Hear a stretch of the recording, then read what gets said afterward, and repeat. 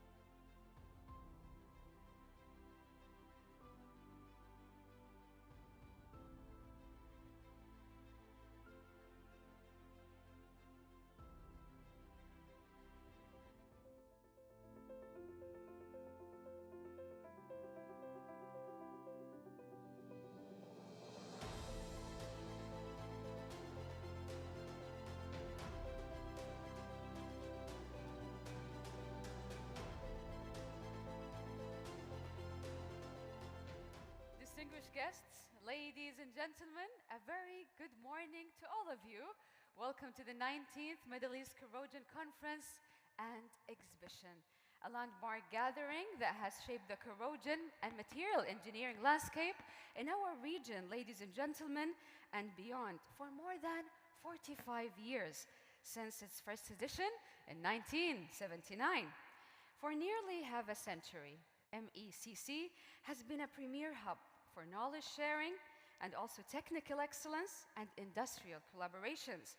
We proudly look back today on 18 successful editions, all held in the Kingdom of Bahrain. Today marks a very historic moment where for the first time, the Middle East Corrosion Conference comes here to the Kingdom of Saudi Arabia, hosted at Dhahran Expo with an expanded program, richer content, and a global presence that reflects surely the kingdom's leadership in energy, innovation, and in industrial development. So together, we're going to get ready for 3 days of powerful dialogue and shared expertise towards the goal of building a more resilient, sustainable industrial future. And now, to officially start the inauguration of this remarkable event, ladies and gentlemen, I would like to invite the distinguished leaders and our key figures behind this conference to join us and mark the official opening of the 19th Middle East Corrosion Conference and Exhibition. But before that, please, let's give them a big round of applause.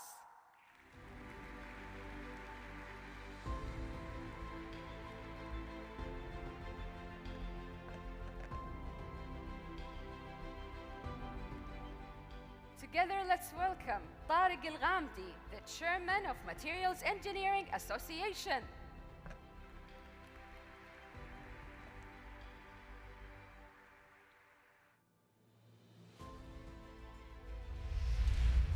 Raida Al-Alawi, the President of Bahrain Society of Engineers.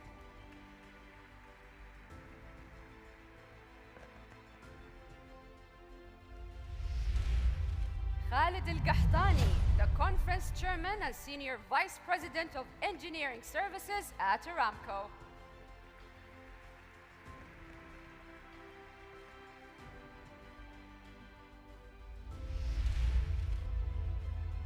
Majid Al-Guwais, the Deputy Minister of Development and Project Management, Ministry of Energy.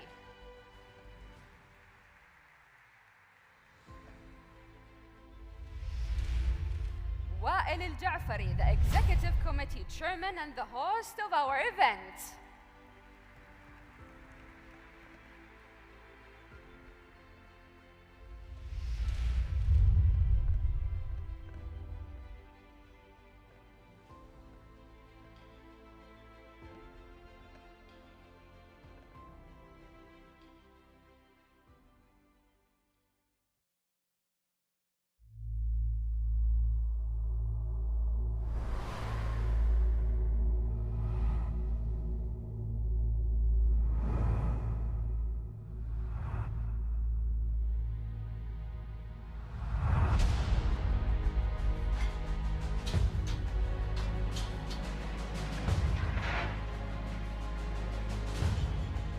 From raw ore to the robust structures that define our modern world,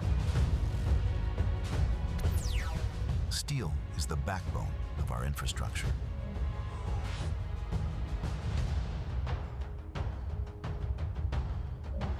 From the deepest offshore platforms to tallest skyscrapers and beyond, steel is the material that makes it all possible.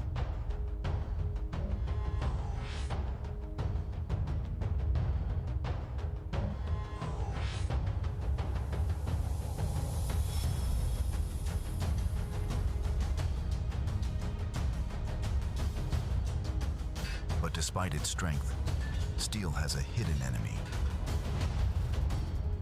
Corrosion, which is a silent threat. This issue extends beyond economic impacts, as corrosion poses serious safety and environmental risks to our lives.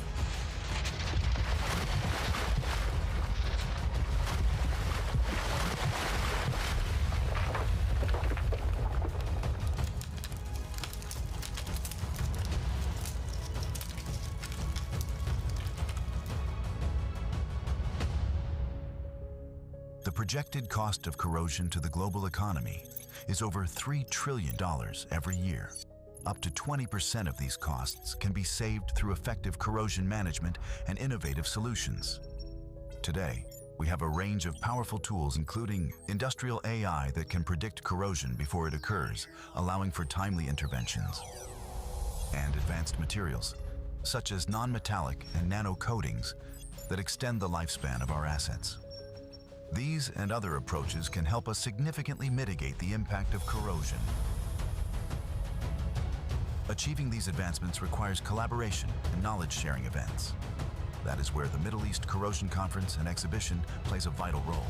Founded in 1979 in Bahrain, this conference has established itself as a premier event for professionals in the corrosion and materials field. This year marks its 19th edition. For the first time, it will be held in the Kingdom of Saudi Arabia. The event is organized by the recently founded Materials Engineering Association. Bahrain Society of Engineers, and AMPP Dahran, Saudi Arabia chapter, and with Aramco as the principal sponsor. Featuring 300 speakers, more than 150 sponsors and exhibitors, and an expected attendance of over 5,000 guests. The conference promises to deliver an exceptional experience for all participants. Welcome to the 19th Middle East Corrosion Conference and Exhibition.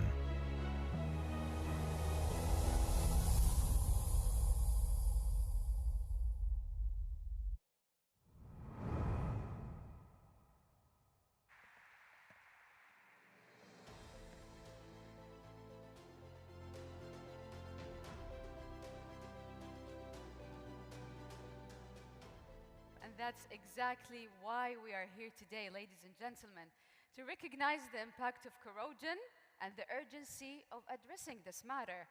And this conference stands as a vital platform to expand the dialogue, to share the expertise, and also to explore sustainable solutions to this global challenge. To officially set the tone for this landmark edition, it's my honor to invite Wael Al-Ja'fari, the chairman of the Executive Committee and the Executive Vice President of Technical Services at Aramco, to deliver his opening remarks. A warm welcome to him.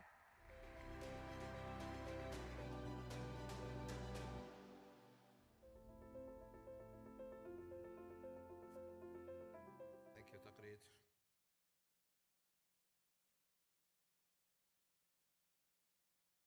Bismillah ar-Rahman ar-Rahim. Distinguished guests, ladies and gentlemen, Assalamu alaikum wa rahmatullahi wa barakatuh, and good morning. It is my great honor to welcome you to the 19th Middle East Corrosion Conference. Since the inception of this conference in 1979, it has distinguished itself as one of the world's most important platforms for advancing the science and technology needed to fight corrosion. Over the decades, industry leaders, researchers, and innovators have come together to share knowledge, exchange ideas, and shape the future of asset integrity, advanced materials, and corrosion control.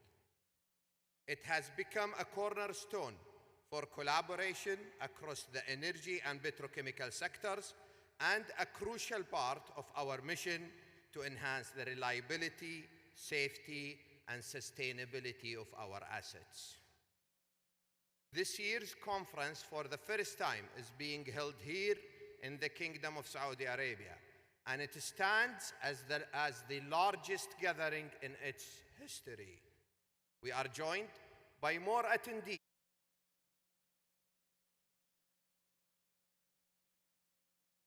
than before, and we are hosting more workshops than ever before. This scale is a reflection of both our collective ambition and the urgency of the challenges we face. Your presence here today demonstrates the strength of our global community to confront these challenges together. At Aramco, we have long recognized that corrosion is not merely a technical challenge, but a strategic priority that directly affects operational reliability, safety, and the long-term performance of our critical infrastructure.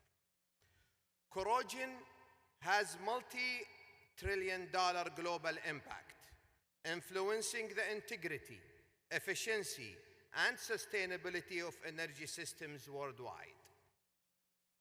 In the past 3 years alone, Aramco has invested more than $70 million in corrosion management technologies, achieving over $770 million in cost saving and avoidance.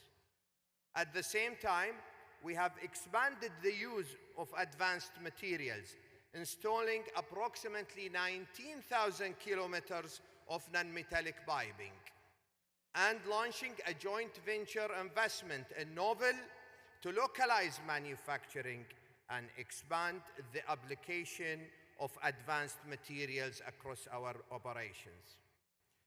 These initiatives underscore Aramco's leadership in advanced materials and corrosion mitigation, reducing degradation, extending asset life, and enhancing sustainability performance.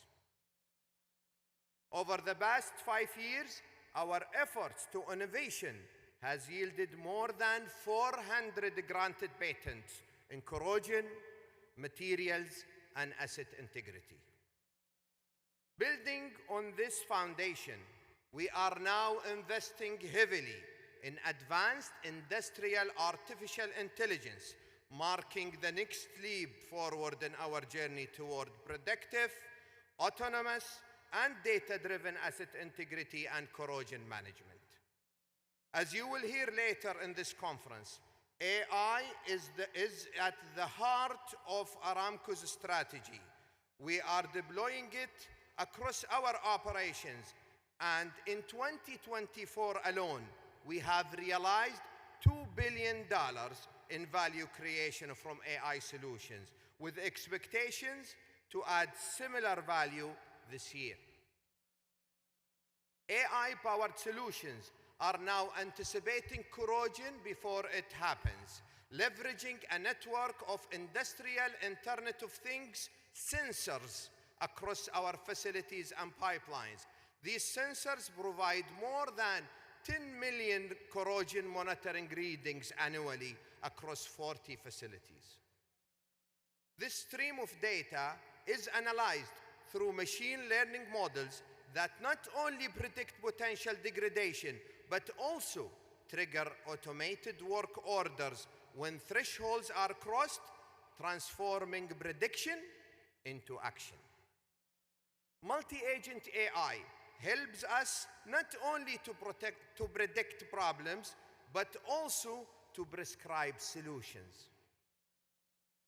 It has already delivered significant value. This year, our Hawiyah NGL plant's reliability agent achieved a 40% reduction in planning time and a projected 15 to 20% reduction in annual maintenance cost. AI agents designed to assist field operators are also under development, strengthening inspection programs and placing unprecedented diagnostic capabilities at their fingertips. But our ambition does not stop at Aramco facilities. We are combining our domain expertise and intellectual property with AI to develop advanced solutions that can benefit the entire energy and industrial community. We are also pursuing a strategic collaboration with global AI technology leaders to augment our capabilities and redefine the future of asset integrity. By protecting infrastructure in this way, we move toward a brighter, more sustainable future, one where our energy systems are stronger, more reliable, and more resilient. This conference will help shape that future.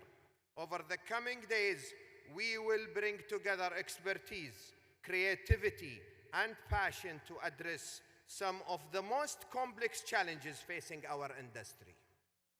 So as we open the 19th edition of the Middle East Corrosion Conference, let us celebrate how far we have come and look forward with confidence to where we are going.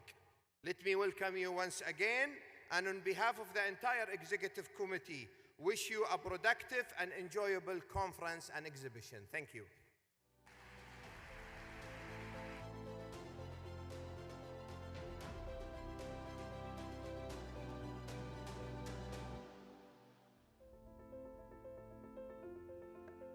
Thank you very much, Mr. Wael Al-Jafari, for this informative and very insightful opening. And thank you again for hosting this event and this remarkable scale to shape, as you just mentioned, a brighter and a more sustainable future. We now continue our program by hearing from another leader guiding this year's edition. Please join me in welcoming Khalid Al-Qahtani, the conference chairman and senior vice president of engineering services at Aramco.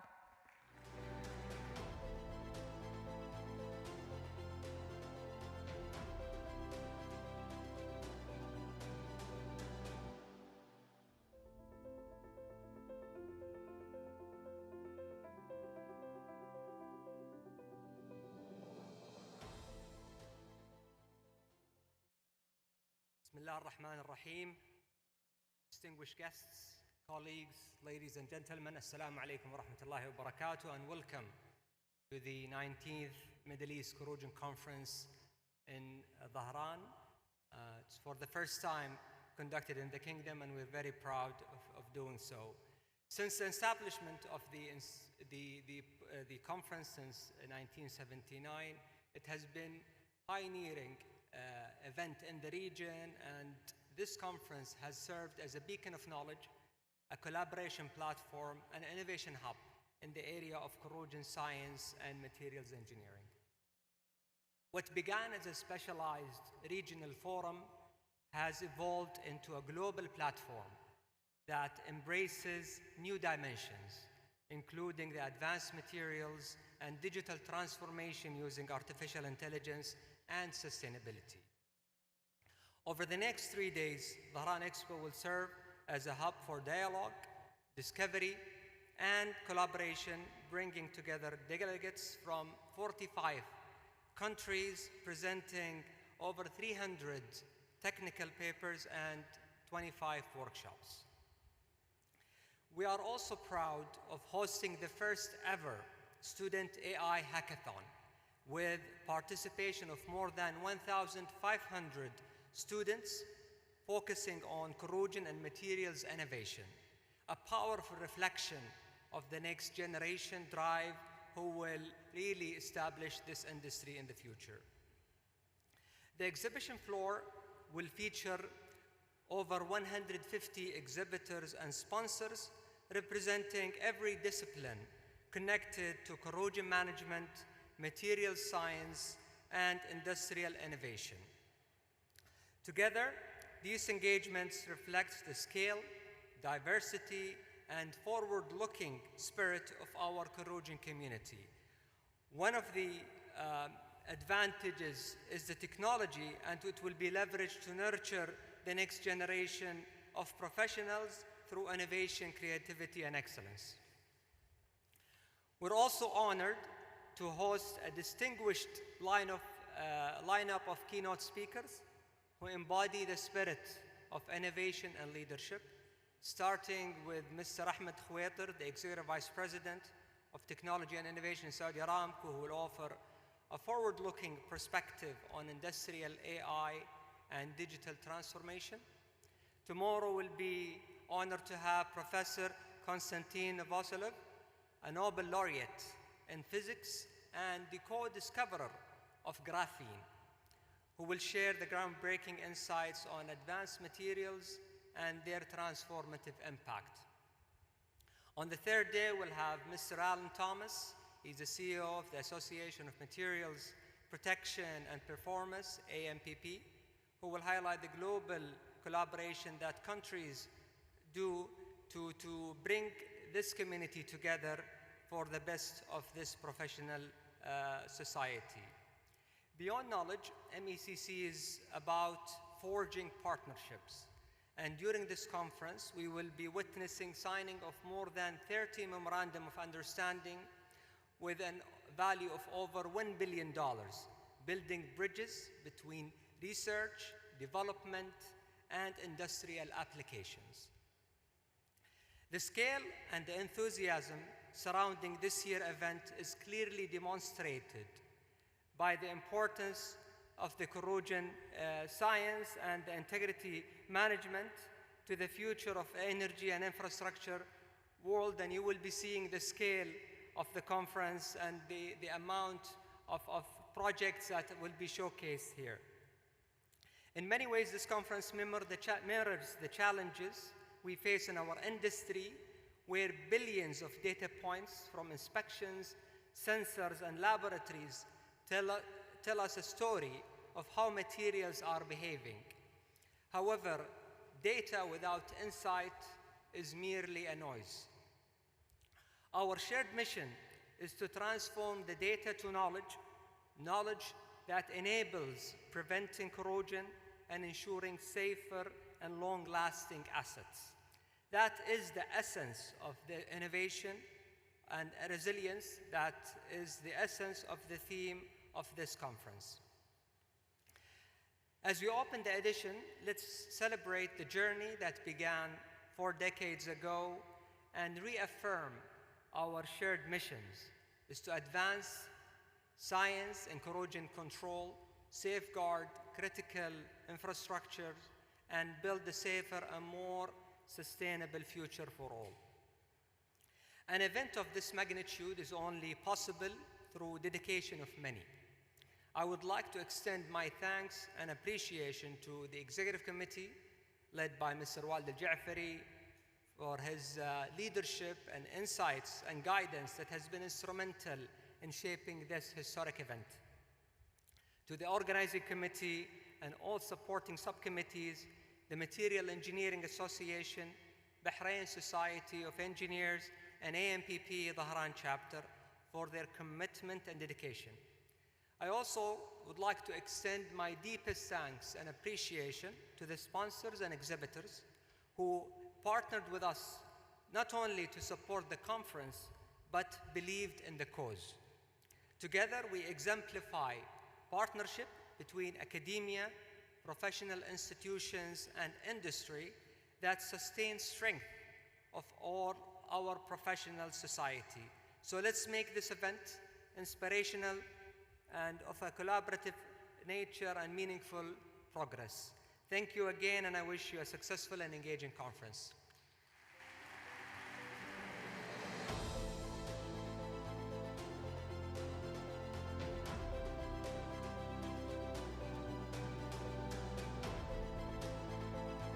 Thank you very much, Mr. Khalid Al-Qahtani, for sharing key insights and very important information about this edition of MECC.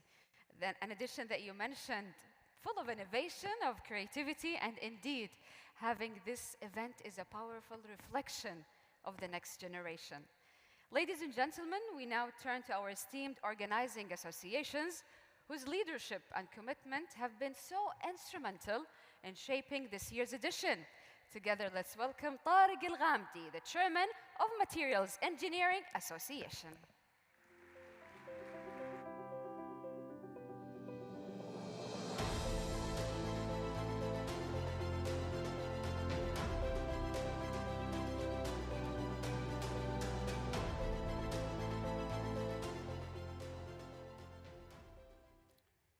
Mr. Wael Al-Ja'fari, Executive Vice President of Technical Services in Saudi Aramco, distinguished guests, ladies and gentlemen, Assalamu alaikum and good morning. As the founding chairman of the newly established Materials Engineering Association, it is my great pleasure to welcome you to the 19th Middle East Corrosion Conference. I am truly honored and delighted to be here with you today. This international conference is the first ever conference organized by the Materials Engineering Association in Saudi Arabia in partnership with Bahrain Society of Engineers and AMPB Dhahran Saudi Arabia chapter. This event marked a significant achievement as we have successfully brought together a prominent gathering of experts in the Kingdom of Saudi Arabia. I would like to extend my sincere gratitude to the Ministry of Energy, whose tremendous support has been instrumental in establishing the Material Engineering Association back in 2024 and organizing this conference.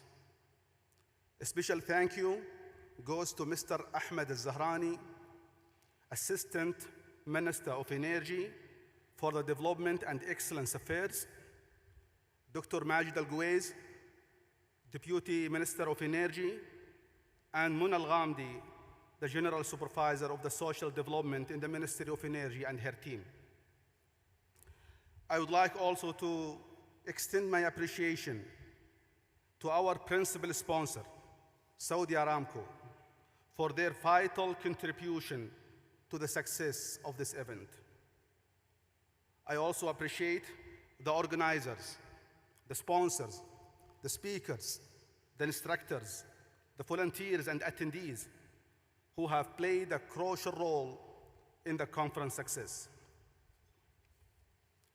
The Material Engineering Association was established in March 2024 as a non-profit organization with the mission of raising awareness and disseminating knowledge in the field of materials engineering and corrosion. Over the past year, registering the association, establishing effective bylaws and governance, creating membership and payment platforms, forming ways of communication with the interested participants and professionals. It was a long journey and very effective and attractive, enabling sustainable operation and helping future generations to uphold and evolve the association activities. Despite of the new establishment of the Material Engineering Association, we have made a significant strides, including hosting several technical dinner meetings and workshops, facilitating meaningful discussions and knowledge sharing among professionals, as well as signing MOUs and training agreements with international and local partners. I would like to express my deepest appreciation to our current board and advisory committee members, as well as those who have made a significant contributions to the establishment and the growth of the Materials Engineering Association. This is only the beginning. I'm excited to continue our joint efforts, striving for even greater successes in the coming years. Thank you, and I look forward to a successful and enriching conference experience for all of you. Have a wonderful gathering.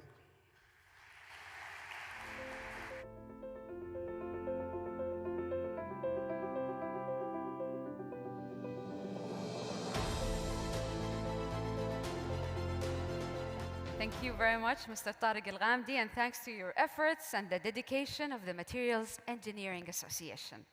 Now, ladies and gentlemen, it's our pleasure to hear from another esteemed organizing partner who have had a prominent role in this year's edition of MECC. Together, let's warmly welcome Raida Al-Alawi, the President of Bahrain Society of Engineers.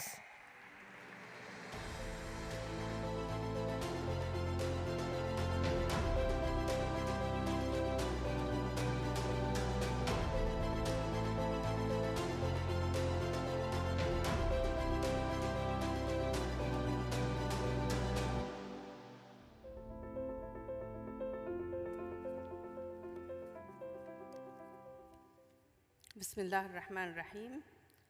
Your Excellency, Engineer Wael Jafari, Executive Vice President for Technical Services at Aramco and Executive Chairman of the 19th Middle East Corrosion Conference and Exhibition, distinguished guests, colleagues, and delegates.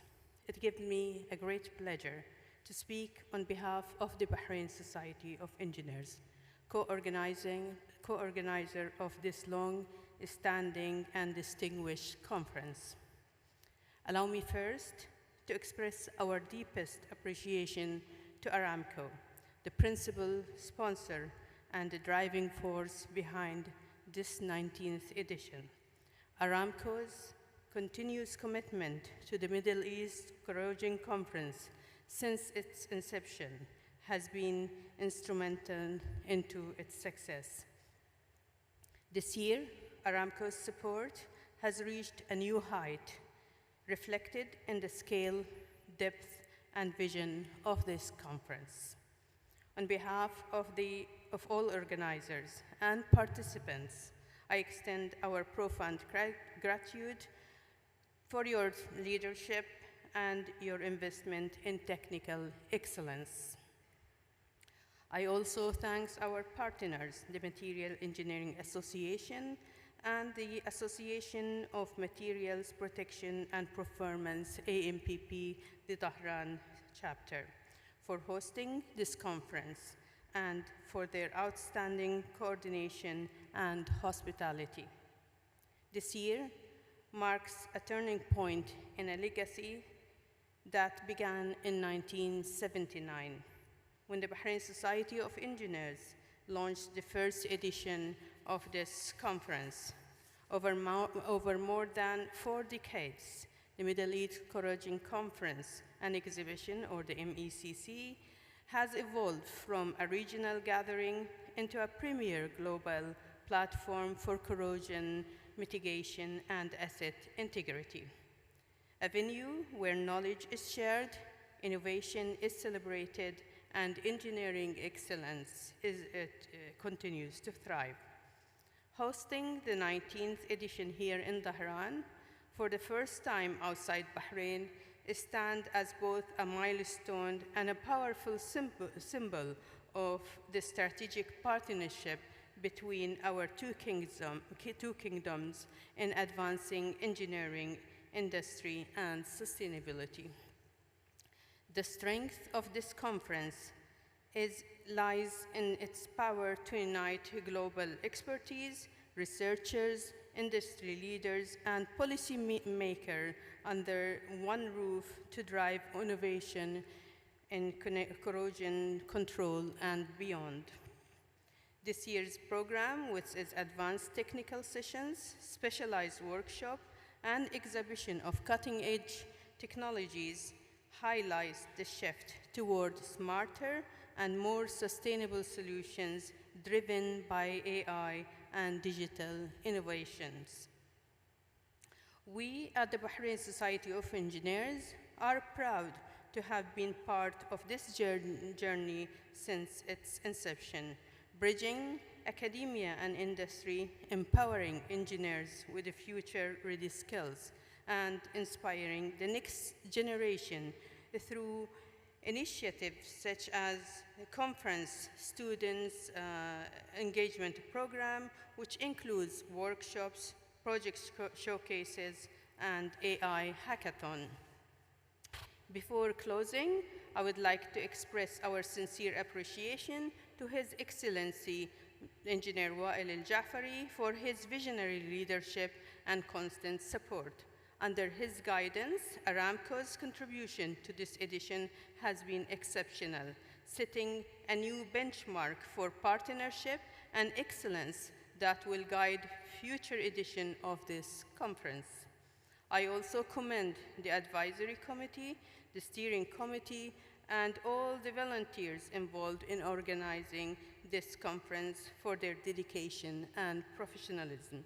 On behalf of the Bahrain Society of Engineers, I wish you all a productive, enlightening, and inspiring conference. Thank you very much.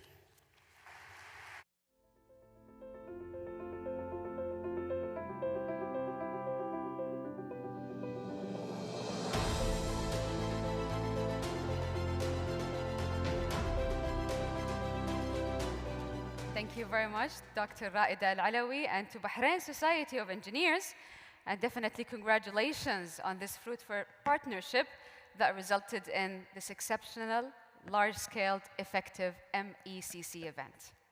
As we celebrate more than 4 decades of excellence, we take a moment, ladies and gentlemen, to reflect on the journey that brought us here. To tell this story in a truly creative way, we're pleased to present a special sound performance by Zahra Nasser, who will take us on an artistic journey through the history and the milestones of the Middle East Corrosion Conference and Exhibition. I wish you a very enjoyable time because she's truly, truly talented. Let's give her a big round of applause.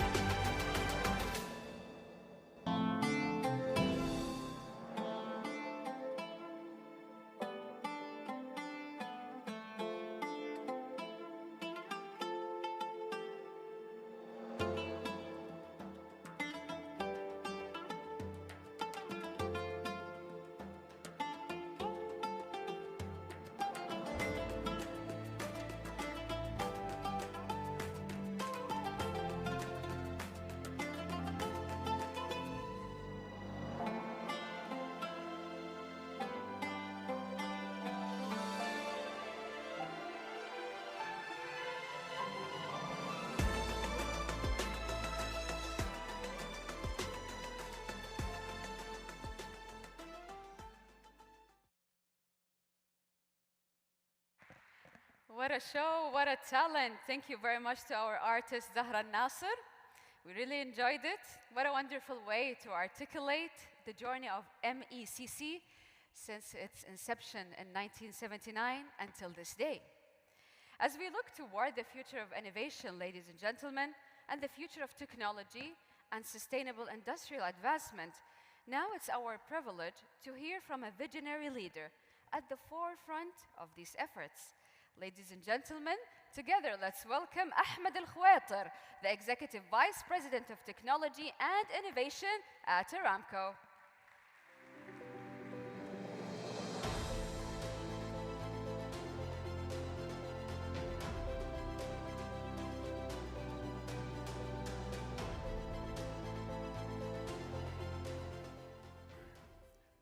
Assalamu alaikum jami'an, and good morning.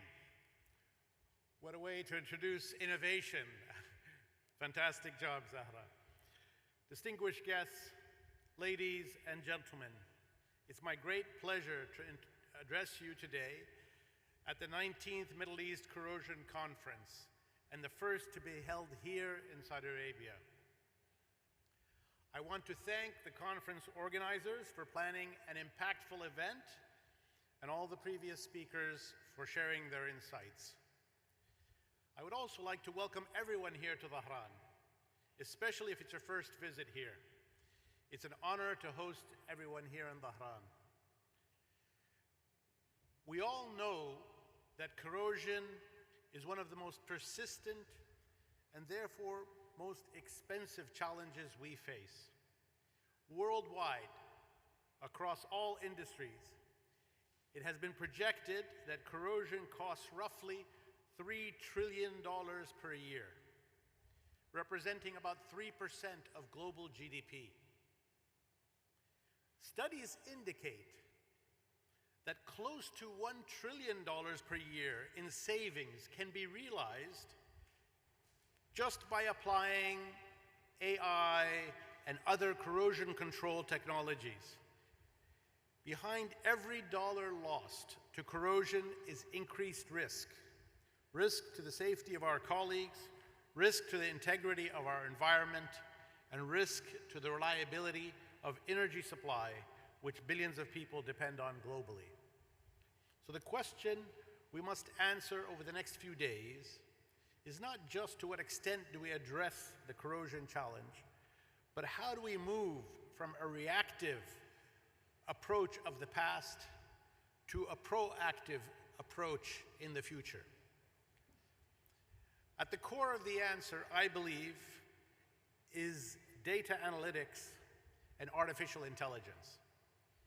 AI gives us the power to predict failures before they occur, optimize our maintenance schedules, extend the productive life of our critical assets. The technological revolution we are now living through is changing how every industry operates. And the advent of AI and big data is taking us into a new world where opportunities are limitless. And we're moving at a pace none of us has experienced before. So maximizing the potential of AI is critical. And for industry specifically, whether it's fighting corrosion or any other opportunity, we require three main elements. First, you need tremendous amounts of real-world data. At Aramco, we use more than 90 years of proprietary data and collect information continuously from 10 billion data points a day. Second, you need large amounts of computing power. This is the infrastructure which trains and deploys these AI models at scale. And third, and perhaps the most important, is something often overlooked in our excitement about technology. It's the talent, our subject matter experts who interpret, validate, and apply the AI insights, who are the most invaluable. These are the pillars on which we have developed the industry's first industrial large language model. It's trained on decades of exclusive Aramco data, and today is serving our business with 40,000 prompts per day. But our LLM is not just about scale, it's about solutions, and is transforming how we address our industry challenges. Imagine an AI system which continuously monitors thousands of assets, detecting the earliest signs of corrosion or material degradation. A system that can predict which pipeline segment, for example, will corrode before it becomes a safety issue. This isn't science fiction, but science fact. A great example of such a system is our hybrid statistical corrosion prediction model, HiScore. It was developed by our scientists and engineers, and it offers operators a scalable, future-ready approach to managing non-inspectable and aging pipeline assets, even across the complex production environments. HiScore leverages 20 years worth of data using machine learning and advanced flow and corrosion modeling to produce dynamic, predictive, and more accurate monitoring of pipeline health, therefore protecting thousands of kilometers of pipelines. Another notable innovation is FalconScan, a remotely controlled corrosion inspection drone currently used at many of our facilities. It's capable of landing on a pipe and performing UT scans, which is particularly useful with elevated assets, where it reduces the cost of scaffolding while minimizing safety hazards. FalconScan reduces losses by increasing frequency of accuracy and calibration while minimizing impact on operations. In addition to our many in-house developed technologies, open innovation and partnerships are a major enabler of our success in industrial AI and corrosion prediction and prevention. It's about collaboration and supporting entrepreneurs and startups who are developing breakthrough solutions, giving them a platform to succeed. A great example of this is Corrosion Radar, who are in the room here, I believe. It's a UK-based company which embeds sensors under insulation and relays real-time data that identifies corrosion risk before any damage is done. Their technology has already delivered huge value through inspection cost reduction, improved uptime, and optimized turnaround planning. Another technology that we have invested in is InductoSense. It has deployed their battery-free electronic ultrasonic sensors at North Ghawar producing and Uthmania gas plants. Those sensors precisely measure corrosion continuously, erosion and wall thicknesses, reducing manual inspections and improving data delivery and ultimately model development. These are all examples of innovation in action. A small team of experts trying to solve a specific problem with smart technology, supported by strategic investment and real-world validation. It's the kind of model we wish to replicate across our business and our industry, identifying the challenge, supporting the innovators, validating it at scale, and then deploying it globally. This brings me to a broader vision, beyond Aramco's operations, to the open innovation ecosystem we are building right here in Dhahran. This is not just the home to Aramco. It's also home to several academic and industrial pioneers, including King Fahd University of Petroleum and Minerals, one of the region's premier research and academic institutions. And the Dhahran Techno Valley, located near here, adjacent to KFUPM, hosts more than 30 leading global organizations, including Schlumberger, Baker Hughes, Halliburton, Sinopec, Yokogawa, and many more. Together, it supports thousands of professionals and contributes to hundreds of peer-reviewed publications and patents every year. We have ambitions to help grow this ecosystem further. The Kingdom's Vision 2030 commits tens of billions of dollars to advancing the technology sector, and we believe Dhahran and the broader region can play a key role in that transformation. With a cluster of world-class technical expertise, decades of operational data, access to one of the world's largest energy companies, strong academic institutions, and a government committed to building a knowledge-based economy, I can think of no better place for enterprise and innovation to flourish. For technology companies, especially those working in industrial AI, digital twins, robotics, advanced materials, and of course, corrosion management, Dhahran offers an opportunity, I believe, unlike anywhere else. Where else can you test technologies on facilities of such scale? Where else can you take advantage of 90 years worth of operational data? And where else can you tap into a talent pool trained at the crossroads of energy and technology? We are actively seeking to collaborate with innovators who want to grow with us. Companies which succeed here become more than just suppliers, they become partners. They gain access to markets across the Middle East and beyond, benefiting from the kingdom's strategic location and growing influence in global technology. So to kick off the 19th edition of this conference, I want to ask something of everyone in this room. To the corrosion professionals, I encourage you to embrace these new technologies and these new tools. AI will not replace your expertise, it will only enhance it. The engineers and scientists who learn to work alongside AI will be the leaders who transform our industry. To the tech innovators, academics, and entrepreneurs, look to the Middle East, look at Dhahran as a place to develop and deploy your solutions. The opportunities here are vast, and the support is real, and the potential impact is global.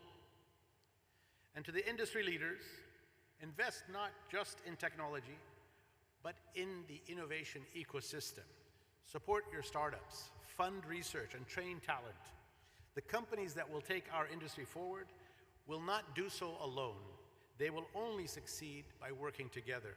And we believe with the right technology, the right talent, and the right partnerships, we can transform our industry and set new global standards for the new AI age and industry. Thank you for your time, and I look forward to an inspiring and innovative conference.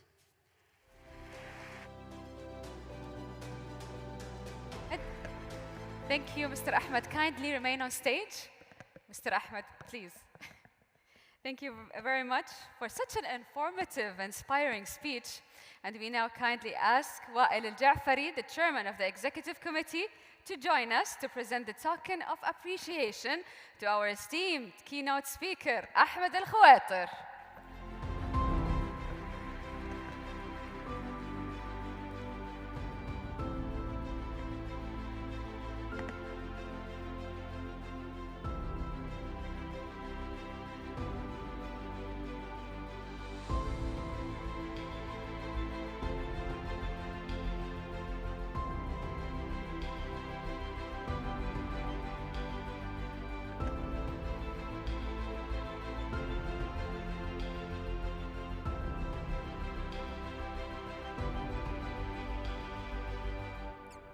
Let's hear another round of applause, everyone. Thank you very much. Now, ladies and gentlemen, we would like you to bear with us for only a few minutes, less than 5 minutes, I promise, to set up the stage in preparation for our upcoming segment. So kindly remain seated.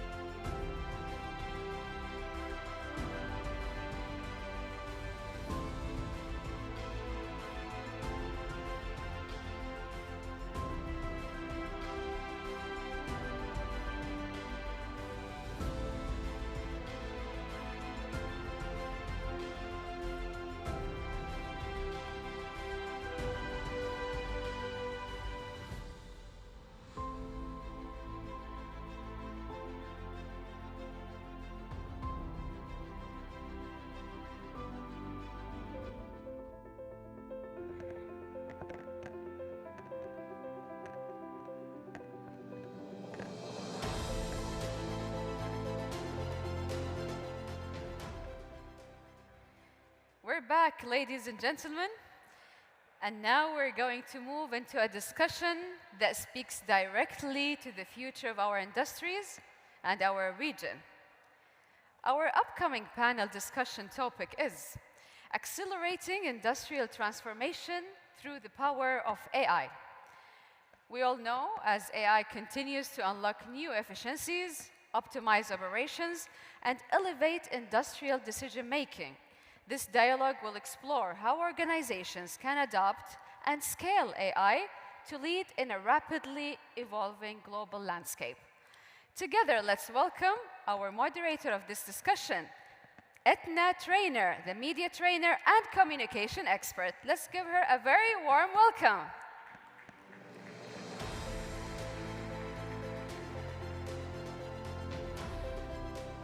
Dagri, thank you so much.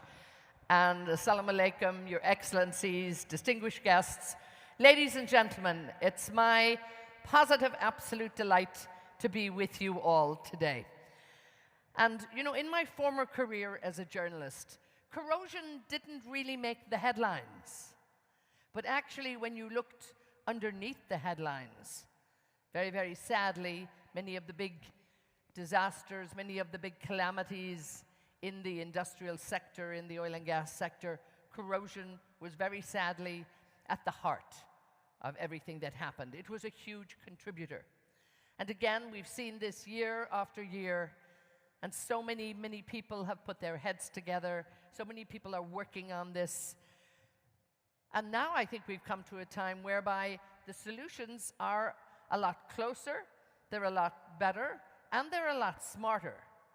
So I think when we look at the damage that corrosion has done over the years, and now we look forward to the fact that actually a lot of prevention can be put in place, we're at a pretty good space, I think, in the industry. And again, I see the leadership that Aramco has taken on this, the work that's been put in for so many companies, so many energy companies, so many technology companies, really bringing those minds together to find solutions for an age-old problem. I'm delighted to have a wonderful panel that's really going to examine this and really look closely at what's happening with accelerating industrial transformation through the power of AI. And again, earlier there, we heard from Mr. Al-Kuwaiter himself talking about some of the initiatives at Aramco. So how exciting is that? And I think all of you, the committees who've come together to really push this agenda, or push this topic to the top of the agenda, I just want to say to you, well done. It's something that impacts everybody in the industry. Let me get my dear panel up here, and let's get started. The Senior Vice President of Engineering Services from Aramco joins us now, Khalid Al-Kattani.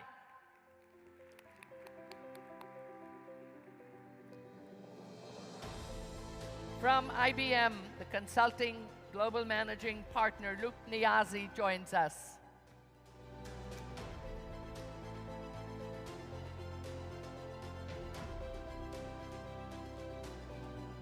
Wazim Kourbaji, President of Middle East and Africa at Qualcomm.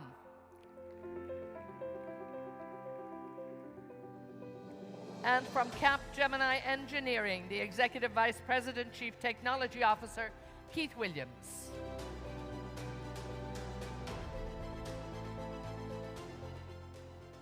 Gentlemen, thank you all so much. And we have about an hour to discuss some of the key issues here. And Khalid, if I might start with you.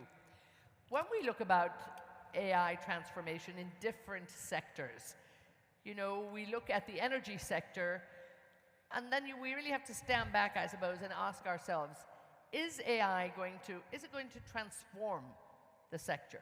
Is it actually, you know, capable of doing that? And again, talk to me about the work. We've heard some of it earlier from Aramco. What has really inspired Aramco to put integrity management at the top of your agenda? Thank you, Vetna. And first, I'd like to welcome the team again, and I'm very delighted to be with this esteemed panelists. Looking forward for the engagement. In our industry, you know, we've been transforming our industry since we started it.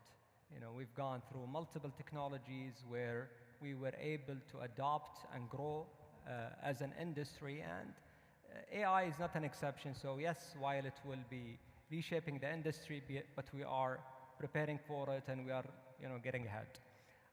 As for what inspired us for focusing on asset integrity, it's basically the necessity to act and the opportunity to capture.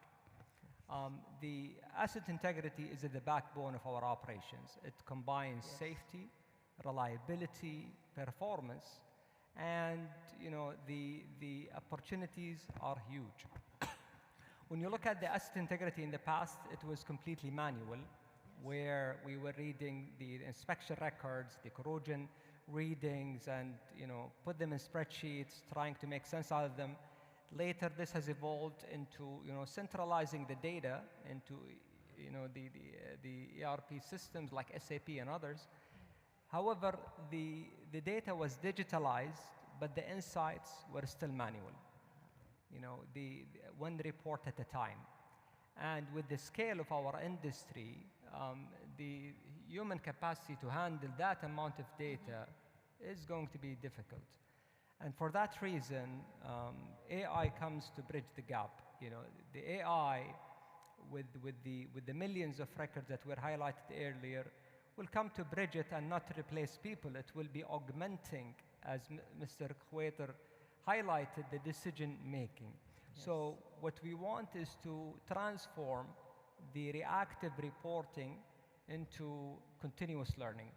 So this is the shift that we want to do in this business, and that's why asset integrity has been in the center focus of the AI strategy in the company, and that's why we are bringing it. We are supporting such events where this is where we can advocate for. Look, when we look at innovation in this sector, and I think we look at also adding, business value, because I think everybody makes those decisions in terms of the value. And I know we'll talk about that perhaps, Khalid, later in terms of value. But how important is it, particularly for industry, for energy sector to really develop those AI-powered solutions? Is it now, are we at a critical time? No way back. Yeah. Thank you, Edna, and thank you for being a part of this panel. Let me start by saying that, first of all, the energy sector is one of the most advanced and complex industries. It is deeply reliant on data throughout its entire value chain. It's also an industry that has, for many years, applied data analytics, data science to drive and improve performance. But the thing that is changing now in this era is that we have a confluence of changes in technologies that allow the adoption and the application of AI at scale throughout the enterprise. I'm referring to, of course, the importance of hybrid cloud technology that allows you to bring your data from many sources, the advancement of generative AI, and of course, the ability to drive significant insights through that. In terms of how important of this, it's hugely important, but it's accelerated massively through the democratization of the ability to bring AI to everybody. And we heard earlier how Aramco is bringing AI to the entirety of its organization, but the opportunity, therefore, is to unlock even new levels of productivity, even new levels of performance uptime, even new levels of sustainability. And we'll get more into that as we go through the discussion. I mean, Wasim, I think we look to the promise of the future of technology. This industry has always looked to that. But when we look at the future of an industry like energy, and we really think, what actually can it do? And we've heard some of the applications, but widen that perhaps to manufacturing, to logistics, to really the wider, industrial, perhaps transformation or transportation and all of that. Where do you come in on this? So first, thank you for having me here. It's a great pleasure, a great honor to be in Dammam at the 19th edition of the MECC. When we look at the transformation that's going on, I would think of 4 pillars that we're working on very, very diligently. Connectivity, computing, scaling AI, and open innovation that Mr. Khwater spoke about. On connectivity, it's really, when we talk about billions of sensors billions of data points, how we can connect all of that in an efficient manner. Computing is about bringing computing to the edge to have real insights. And AI is about the hybrid AI opportunities, really AI at all devices and sensor levels, as well as in the data center. And finally, open innovation. One good example is really about bringing startups and the whole ecosystem innovating around these platforms to help the industry. A good example is the design in Saudi Arabia for startups that we built with Aramco, and we have the first 7 startups graduating in December after a year of work. Allow me to continue. Well done. Thank you. Keith, you know, without a doubt, I think we all agree the buzzword in every industry right now is AI. And everybody is getting on top of it, I think, because it's moving quicker than so many of us. But, you know, in the industrial section, like oil and gas, you know, where's the real progress? What are you seeing? Because not every company, you know, is at the same stage of development and at the same stage of ability to finance, etc. So where's the progress? Are we a bit mixed at this point? Yeah, I mean, I think a lot of the buzz, a lot of the noise, okay, relates to, particularly to generative AI and to agentic AI. And I think when you come to engineering companies, you've really got to see under the cover how relevant these technologies are for solving particular kinds of problem. And I think, you know, the word augmented has been used, you know, a few times this morning, and hybrid AI. And I think when you look at engineering, we're looking at physical systems. We're looking at physical systems. And that brings with it a huge number of constraints. It brings with it a mixed asset base. It brings with it legacy. And I think as a technology leader, what we have to make sure that we do is we look under the cover at the reality of what these technologies can and what they cannot do. I mean, if we take generative AI, on one hand, it's amazing. You know, with one line, you know, you can produce incredible, I don't know, images of the space shuttle, you know, as if it was produced by Monet. But it's also stupid, okay, in the extent that, well, in the extent that it has no real semantic understanding of what it's producing, okay, and it's stochastic in nature. So from an engineering viewpoint, you've got to think, okay, I'm dealing with something that doesn't have a semantic understanding and something that is stochastic in nature. Therefore, what classes of problem can I use it for, and what classes of problem is it not useful for, right? So just to say, in my earlier example, you know, recently I asked for some images of the space shuttle, and I got some wonderful ones, but they were all of it taking off when I'd asked for landing, okay? And that kind of, you know, mistake in an engineering context needs very careful thought, and therefore, you know, issues like validation become extremely important. These are very powerful technologies when they're used in the right way, given the constraints of engineering. And again, I think, you know, what you talk about, the care that it needs for all the engineers beforehand, putting that data in. We've always heard of the concept of good data in is maybe good data out, or the vice versa. Khaled, we've heard earlier about this concept of open innovation ecosystems. And again, you know, this is an industry that's expanding at such a rate.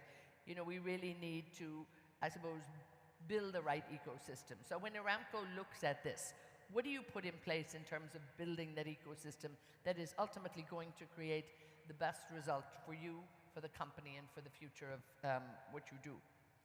Well, in Aramco, we are embedding AI in the way we do business, and this is evident by the value realization that we've already captured, you know, highlighted earlier by the 2 executive vice presidents. And, you know, that tells us that the question is not whether AI works, it's how do you scale it effectively. And, you know, the pillars of the ecosystem is having the right data and the right quality data, Keith, because, you know, it depends on the kind of data that you feed to the model. Yes. It will, you know, it depends on that. So having the right data that feeds it, having the right infrastructure in terms of computing and the talent that take it forward. But even with these, some industries are also challenge to take it further. So beyond this, there is an integration challenge. The integration of data, the integration of people themselves at the workflows and decision making. So if you look at the integration of data, and before the AI can think, the data must speak. In the past, the legacy systems and the asset integrity, are isolated. You have the inspection records in a different system, the maintenance records, the process readings are very valuable, but isolated. And for that to work, we need to make sure that they are unified into a common environment. And not only that, but they are properly correlated, where we know the cause and effect and how each data point is impacting other. And for that reason, you can really activate the sensors, the lab results, and the analyzer results from just scattered data into insightful reading. The second is the people integration, and technologies will not scale by themselves. It requires people to enable it. And for that reason, in Aramco, we established what we call the Asset Integrity Hub. This is where we're bringing the inspection engineers, the maintenance engineers, the process engineers, along with the data scientists, to start and work on converting the field experience into algorithms, and from algorithms to decision making. And this will break the silos, because all of a sudden AI comes and brought a lot of discipline, but the silos continue to be sometimes in the discussion between the people themselves. And last but not least is the integration of workflows, and the decision making. AI cannot be only living in dashboards. It should be embedded in the way we do business. And there were, some examples highlighted.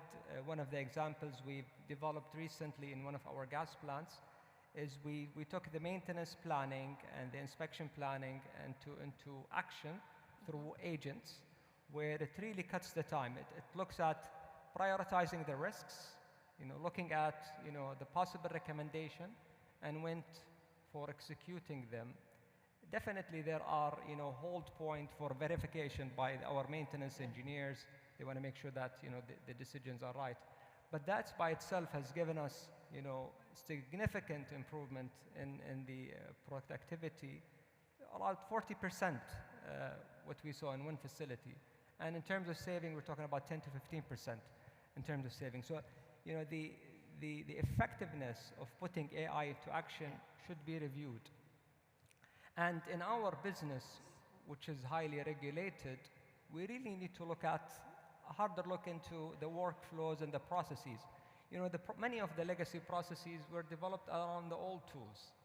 And now, in order to reap the full potential, we really need to look at how these processes should be rearranged in the new realization. And at the end, having the right ecosystem is not about having a smarter algorithm. It's having a smarter integration, correlating data, enabling disciplines, collaboration, and that would enable us to convert use cases into platforms. Now, I'm sure everybody wants to talk a little bit about this, because in any industry here, we all need those partners to make sure that we can deliver on our promises. Wasim, maybe let me start with you. We look at the pace of the technology. I think we look at how fast it's moving. You mentioned edge computing, but perhaps also let's have a look at 5G as well, and some of all of that and supporting the AI workloads.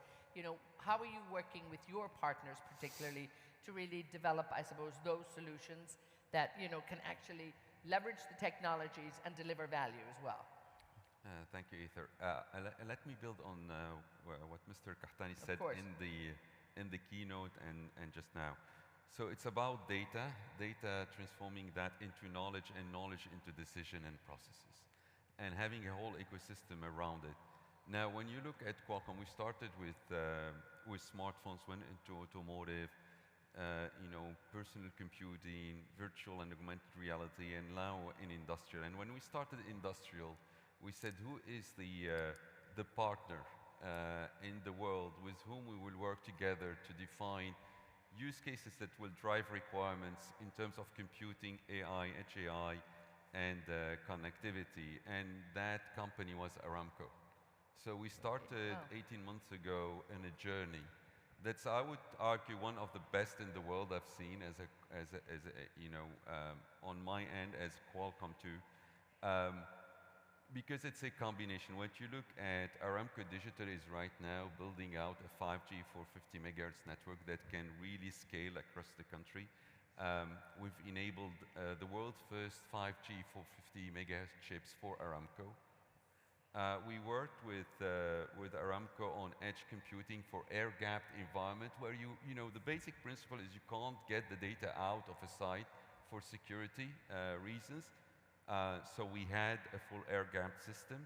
And the third item is really real-time insights. So creating computing that can operate, you know, can aggregate thousands and thousands of data on a site and really do real-time insights.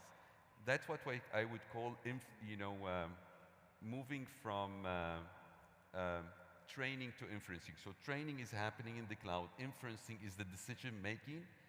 This decision-making should be as close as possible to where the data is created. So that's the mission we're on, and I think you will hear a lot of great announcements coming soon from this partnership.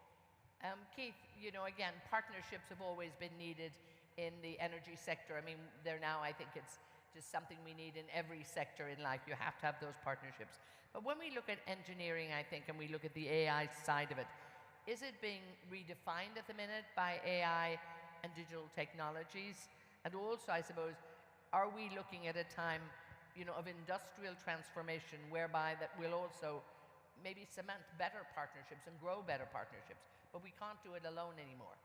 Okay, so there's several questions in there. There's a few in there, yeah. There is a few in there, yeah. I think we've already mentioned it. I think engineering is being fundamentally augmented in every stage by AI. Okay, I'm not sure transformed is. It's certainly being augmented is the way end to end, you know. And I think, and it's a hybrid situation, right? In the sense of it's different. You know, AI is actually a very broad field. Okay. Certain bits are very high profile, but there are other areas of AI which is super interesting, I think, from an engineering viewpoint.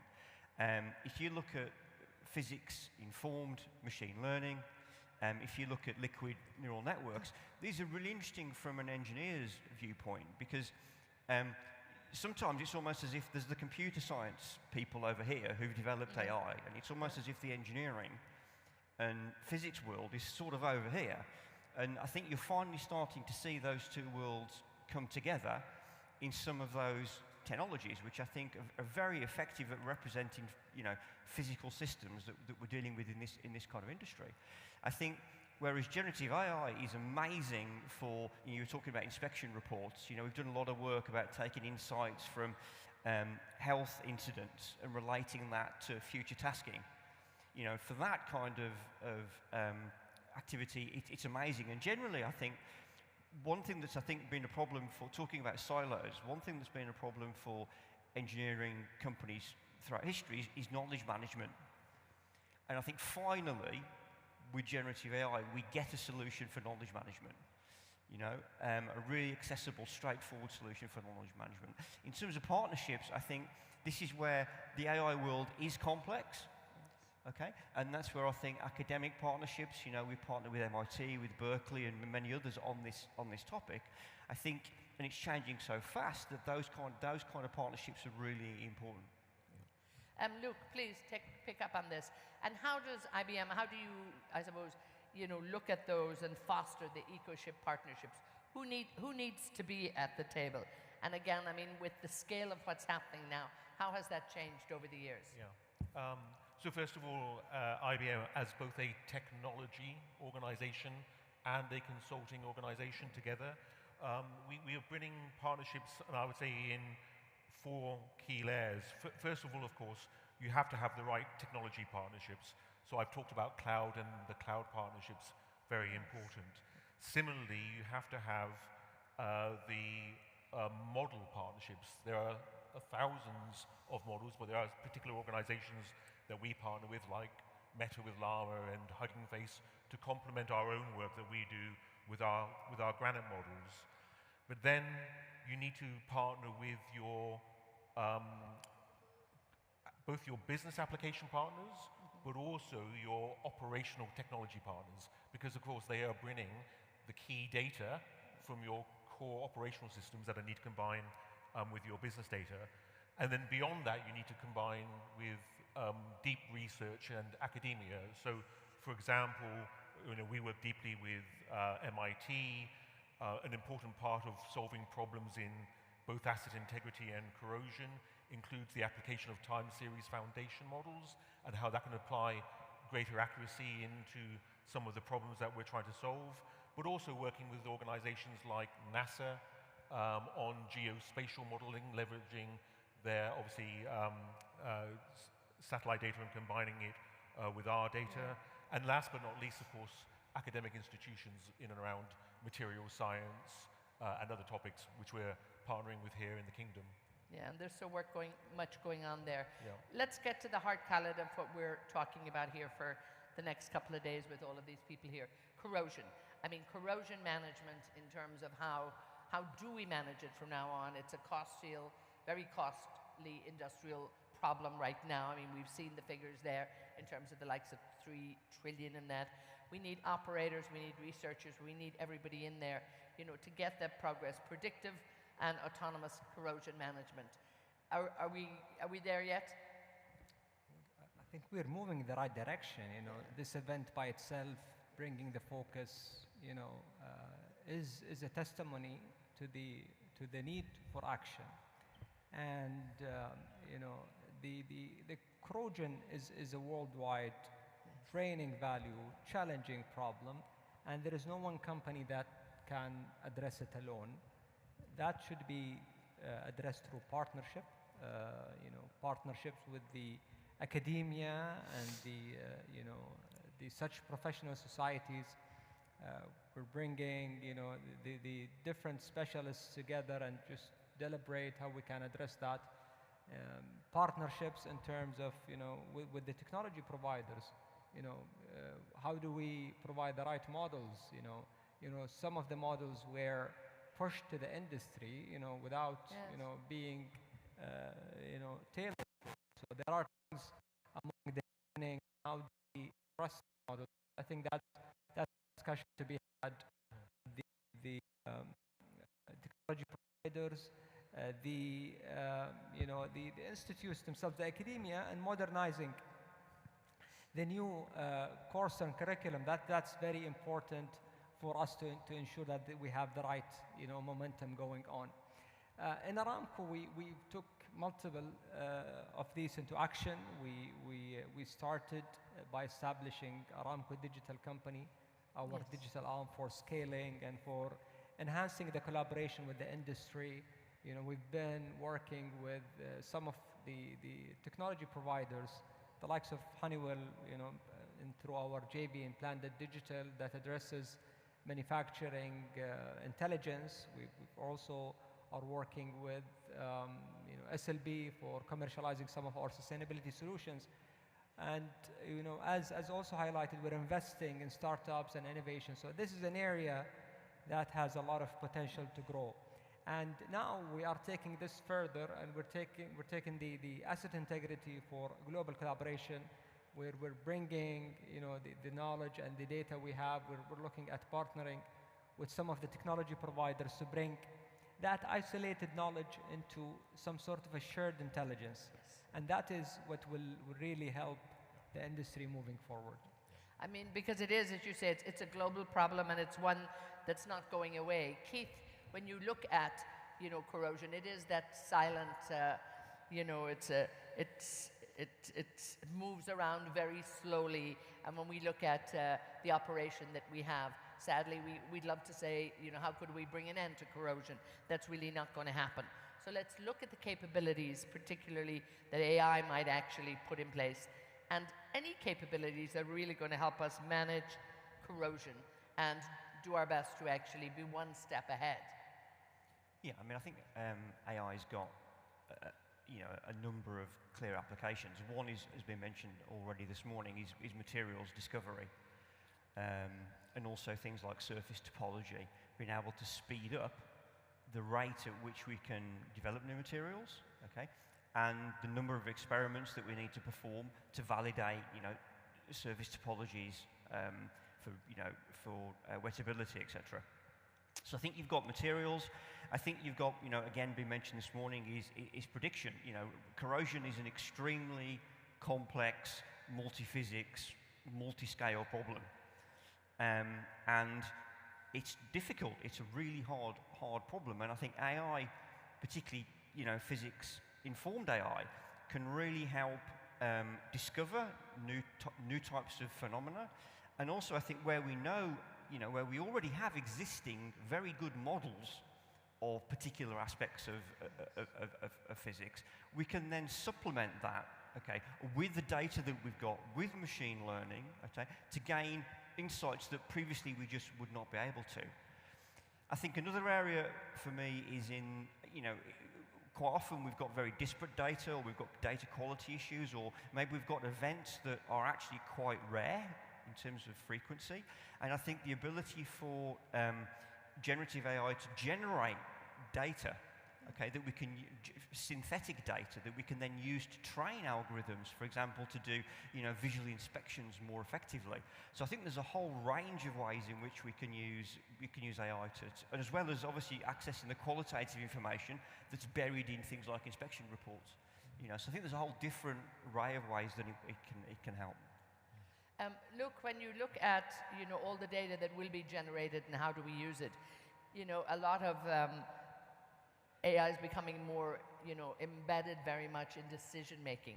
Talk a little bit about maybe the trust, the transparency, the quality of that data, and also the governance. Yeah. So first of all, obviously we're all experiencing and we're using AI every day, whichever search engine or GPT model that you may integrate with.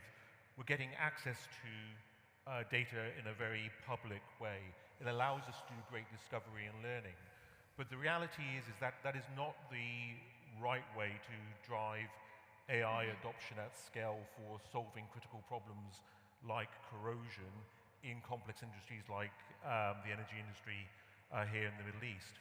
We're dealing with deeply specific data, lots of it in legacy systems, lots of it operational technologies, very specific to the assets and where they're located. The conditions of assets that are located here are dealing with very different situations than the assets that are available in Canada, even though they're made from the same steel pipeline. So you have to understand that kind of regional and specific context. But also there's a great value of that data. So it's not the kind of problem that you want to just put into a large language model in the cloud. You have to have the principles of governance. You have to have the principles of trust in your data. You also have to have the principles of security and, of course, the sovereignty of your data. So therefore, it becomes very important to make sure that you're establishing that right framework within your enterprise, and you're taking secure, trusted base language models, whether they're small or large, and you're making them specific to the industry. And I think that's the opportunity that is here today at this conference, and Dr. Al-Khawaja referred to it, which is how do you establish a trusted corrosion platform and model which respects the sovereignty of the data from where it's coming, but also combines it with appropriate data in the right way. And of course, as an organization, that's why we put a very great deal of emphasis on the concepts of .governance with our technology and .trust with our work, and how that's embedded through both your architectures, but also your policies and your partnerships is essential. Wasim, maybe you might follow up on that too, particularly when it comes to, the development of AI-powered devices and solutions, coming back to that clarity, the trust, transparency within it. Absolutely. So, and it brings me back to the same structure. So when we look at security, when we look at the requirements, security, privacy, transparency, guidance, whether this is from government or from a specific industry, And how you scale AI. That's why we went from the start towards saying, okay, AI to be scalable and to make sure we have all of that requirements covered, we need AI at the edge and we need AI in the data centers. So right now, our technology platforms support what we call SLMs, so small language model. Yep. You have 10 billion parameter on a smartphone and a PC. We can get to 30 to 40 billion in a car, and we're up now to 100 billion parameter in a physical AI robot. And obviously, you have the trillions in the data center. And we're able to really orchestrate all of that in a seamless way. That's what we call hybrid AI. And so you have orchestration, and you say, okay, for this environment, and I keep the data completely on-site, on-prem, or even in the palm of your hand, doesn't leave your palm of your hand. And that's, for me, key. Now, when you said that, you need the models to run. You need computing at very, high-performance computer at very low power, because it's all powered by batteries. So that's what we're working on hard right now. And you need, as I said, connectivity to be high bandwidth, low latency. And once you've done that, you're able to really take the right decisions and real insights. And you really, where do I train, where do I fine-tune, and where do I produce? That's the inferencing piece. So that's what we're working very hard. And let me say one thing here. As an industry, we should be very humble. So when you look at least I'll speak about Qualcomm, when we get into a new industry with new technology asset, we have to learn. It's not coming in and say, hey, this is how it works. No, it's a learning process. Yes. And that's where you see the technology evolving and the architecture evolving. And our roadmap is just evolving with the partners we're working with. Yeah, and of course, everybody has to be on board. Khalid, let's have a look at AI and robotics, the field of it. I just came from ADIPEC, as I think many of you did, and there was a lot of activity going on, and I'm sure here in the exhibition hall we're going to see the same thing. How can robotics and that development there really help to take people, I suppose, out of non-safe zones, particularly, more than anything else, and actually do a better job in terms of predictive maintenance? What do you think?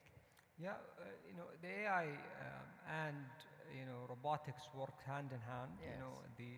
Whether you have a drone, the drone by itself is not the powerful tool. The powerful tool is the payload, what goes into it. Yeah. So we have been able to deploy several applications that are unique in the area of asset integrity, and it's highlighted by Mr. Waiter, the ones that crawls and reads the pipe. Yes, I like that animation. Exactly, yeah. And that's by bringing the knowledge. And it's when we talk about AI, it's not only Gen AI. We have a lot of machine learning models that are built on a vast number of damage mechanisms, and which gives us a lot of confidence on the different type of corrosion, how it would be read. So we're building a lot of models into the drones. We have a huge, one of the largest, if not the largest, wholly owned and operated drone, over 200 drones that are doing missions for asset integrity, for inspecting confined space. We have the cage drone, so we no longer need to send people in, so that is a huge safety advantage. We look at inspecting our elevated structure, more structurally through drones. So we are trying to be efficient. We're trying to improve the safety of the people by using them. The inspection now of our flares, which you need to shut down for, is now almost standardized using the drone technology. We go approach it. We see sometimes we extend the shutdown period. If we do not have to shut down, we just keep the plant running. So robotics have really come and as a platform, but the challenge is how do you customize it to the right application? One of also the recent deployment we've done in robots, the crawler, where we inspect now the water tanks using these robots. No need to drain the tank, no need to erect scaffolding, no need to isolate it. It can be now done online. So in fact, this is the standard way of doing it. Now we have standardized this application. So the robotic and AI should not be used as tools. It should be embedded in the way we do business. Once you trust the model that are behind it, you know, that has a huge advantage to many industries, I believe. Yeah, again, and I think the quality of, you know, the data they can get sometimes is quite extraordinary. Absolutely. Keith, come in on this and maybe talk to us about AI, robotics, and particularly maybe on the field of humanoid robotics. Where do you see developments? Yeah, I mean, I think robotics at the moment is a really exciting field, and I think you know, its ability to bring a real a systematic approach to the collection of data, the quality of that data. I think a lot of industries want to go in that direction, and scale, I think, is the next real thing. Is about how do you deploy robotics at scale, and also how do you have the right data infrastructure, so the information from all those robotic and also autonomous, because autonomy here is really important. How do you collect all that data in a way that's accessible to the organization? I think in terms of humanoid, I think there's a real convergence that's happened. You know, you've got LiDAR sensors have become amazing because of automotive. You've got battery technology has come on hugely because of EVs. You've got camera technology because of mobile phones. You've seen a whole convergence, materials as well. You've seen a whole convergence of technologies, and the price points come down, and then you've got AI, and so you've sort of got this really sweet spot, if you like, of humanoid robotics becoming a realistic technology. Right. And I think particularly for legacy industries, which can't redesign their plant, because, you know, the plant was originally designed for a human being. Yeah, I think they offer, you know, it's not now. You know, we've been testing some of the humanoid robots, and they're not in many cases industry ready, but the rate of progress with humanoid robots is really, really impressive at the moment. It's coming soon. A lot of potential. Wasim, when we look at the Qualcomm tagline, I suppose, you know, it's engineering human progress. So let's maybe take that to the next level, I suppose, expanding philosophy into the realm of physical AI, where robots are now going to operate and interact in the real world. How close are we in terms of industry? So when we look at robots, I think we're looking at two different categories: the humanoid that a lot of people are talking about, and we're focusing actually on what we call industrial physical robots, because once they are trained on a specific task, you have more confidence in what they're trained on, and you can really ensure efficiency, reliability, etc. So we're focusing on that part.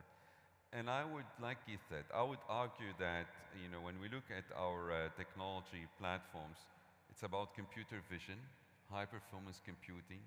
As I said, low power consumption. Once the robot is unplugged, you don't want the robot to come back and really be recharged every 5 minutes. So lasting a day makes sense. And then you have AI, you know, running and inference in the robots. The robots see what you see, hear what you hear, take actions. When we say engineering human progress, because we believe in humans. So it's all about technology and humans coming together. And I think this has been a theme here. You know, humans are always there to correct, to make sure what the machine, what AI, what is doing is right, if the data is a good data or not. So we really believe in this intersection of technology and human being, and it's all about to make progress for human beings. That's the purpose. Look, when we look at emissions reduction, and this is some area I think every company is looking at, it's very much part of their agenda too. Where can AI play a role in this, particularly when we're looking at building that efficiency in, reducing emissions, and also I suppose we have to look at the power that AI needs to operate as well. So there are many aspects to that. I mean, obviously we're talking about corrosion in the conference around energy, around the molecule side of the energy spectrum, but let's not lose sight of the electron side of the spectrum as well as the mineral side of the spectrum. And the reality is that AI can drive efficiency and optimization in each parts of that spectrum. From a mineral perspective, it's about how do you drive the most appropriate and sustainable extraction techniques and purification techniques. In the electron side of the opportunity, when we're dealing with energy systems that are balancing traditional energy, gas power, solar power, wind, and so the application of AI to drive the right balancing in both transmission and grid systems that drives the most sustainable energy source for a nation is going to be key. And of course, when it comes to the hydrocarbon and the molecule side of the world, then of course there are many different aspects of sustainability, whether it's, again, extraction efficiency, refining and processing efficiency, uptime and efficiency, but as well as bringing the data together to drive your sustainable outcomes. The thing I do want to make sure that it's really important for the audience to understand, though, is that AI in itself is a significant contributor to that overall sustainability environment. I think you heard Mr. GPT talk about the size of the computing power that they're expecting to consume every year. They've just made a very substantial agreement with one of the big cloud partners.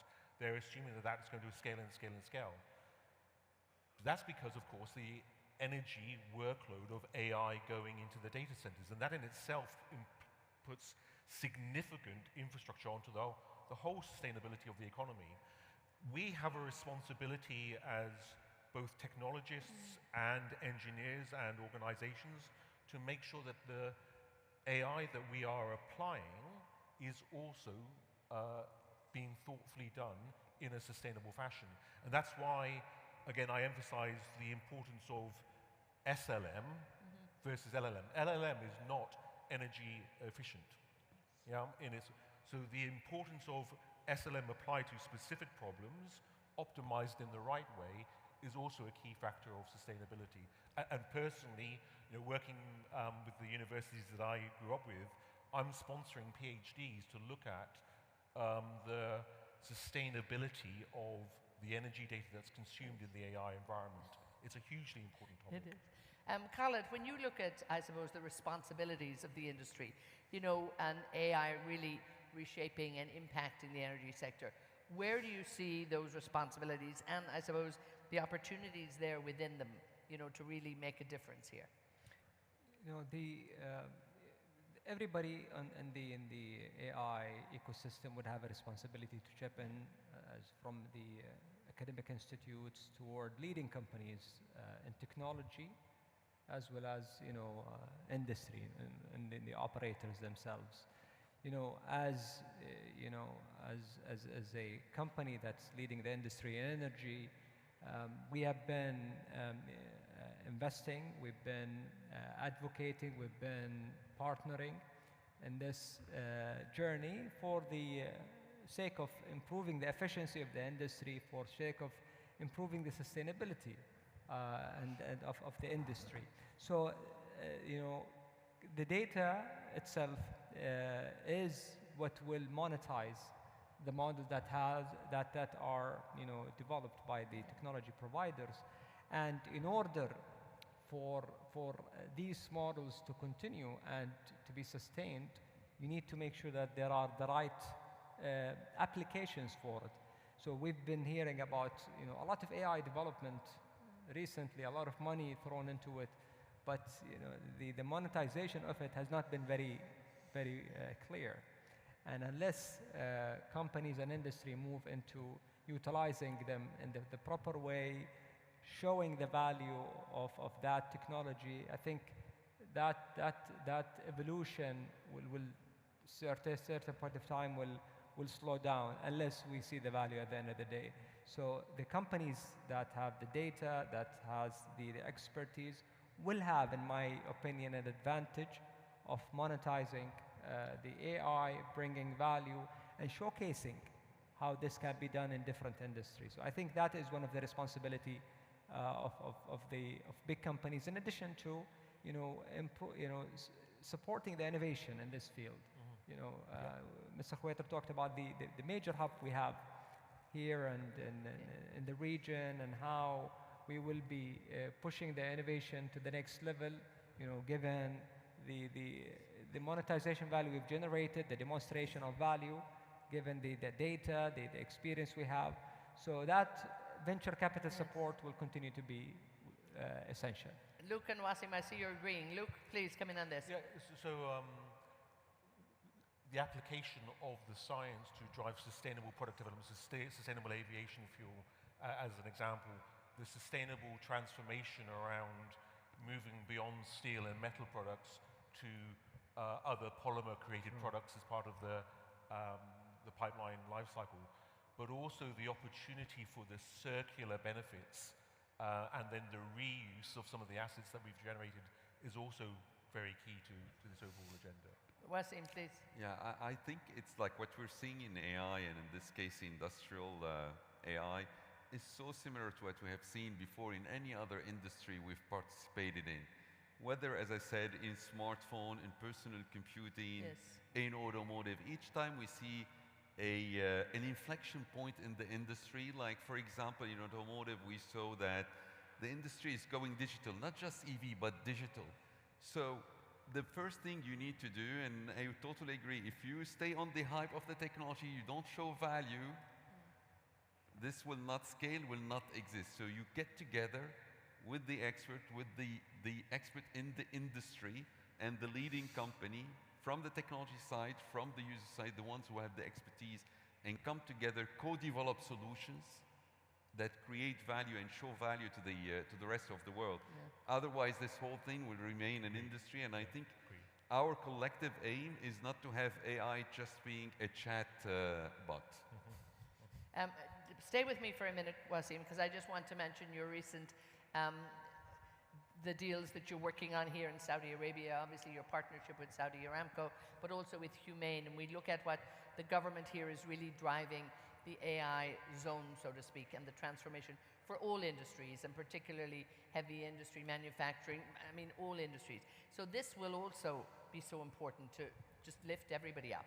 Absolutely. So, when we started this work and the partnership with Aramco, for us was a partnership with the Kingdom of Saudi Arabia. And obviously Humane was created, and we participated also with Humane. So as I said, Aramco Digital, Humane, it's all about the same spirit of the kingdom leading the way about the vision of AI. And when you look at Humane, it's human being, as I said, like Humane applied for AI. So I just want to give a good example for that. The kingdom developed a model called Alam. It's a large language Arabic model. And so we worked with Humane on a PC, on a computer, with AI-enabled computer that integrates Alam from bottom up in the device. So you can really engage with Alam, speak to your device, and ask all the questions. All your data stay on the device. And then we said, okay, what if we make it also hybrid with the data center approach, if you look at reasoning and more real-time information, and that's the recent announcement we've made on data center. But if you want to look at it from a high-level perspective, AI is about, should be culturally aware, very important. Okay. Culturally aware means local by nature, taking into account what, how, because it's about what, it's your user interface with the machine. So it should know you about your values, your language. So that's why we see, this partnership again with the kingdom, whether in industrial, whether in personal computing or in data center, it's all in one encompassing about creating something that will impact AI for the future. Keith, when we look at tech and talent, and I think we have to look at both together, is it tech leading talent or talent leading tech, or are we now in this together for the rest of our life? I think we're in this together, and I think we look at it in three layers, if you like. You've got users of AI, and I think every branch of engineering, every engineer in every branch of engineering needs to have an understanding and appreciation of what AI can do, in the tools that they use in their everyday. And then you need the people who can build the AI applications using the hyperscaler stacks and have a real understanding of the technology that's available to build specific solutions. Yes. And I think then there's a third layer, which for us is, the solvers, if you like, who can really look at a strategic problem and say, right, how can we bring AI and applied science to solve that significant problem, which requires a combination of all sorts of different AI and a very, very high-skilled role. And we sort of divide it into those three. And I think every organization needs those three types of individual. Yeah? And I'm doing a sort of 2-for-1 in this last comment too. Stay with me, Keith. If there was a quick call to action to the industry, what would you want it to be? What do we need to be doing urgently? I think it's super important. It's going to affect every single branch of engineering. But don't forget the principles, the foundations: data, governance, and also change management. The fundamentals of change management really apply to adopting AI within an organization. And if they're not done, it's a human thing. If people are not aligned and people are not bought in, then adoption is going to be difficult. Wasim, combining the people and the talent element in this, and also what wake-up call does the industry need right now? Are we at, as you said, that great point where it's just the floodgates are open, it's all systems go, it's an exciting time? What do you think is the most urgent thing to do right now? It's really learning from each other and partnering, and most importantly, creating open platforms for others to innovate on those platforms. That's like a mission we're working on. When you're able to bring thousands and thousands of developers to develop on a platform that the big, I would call us here altogether big players are working on, once you bring those, you create a whole transformation. You've seen it in smartphones. Smartphone wasn't the smartphone and the touch. Smartphone was the fact that billions of app developers were able one day to start building apps to take advantage of that platform. So I think that's like the urgent call for action. So Luke, the people are definitely capable of grasping new technology. But again, if you were to put that out there, the big call to action for the industry, what would it be?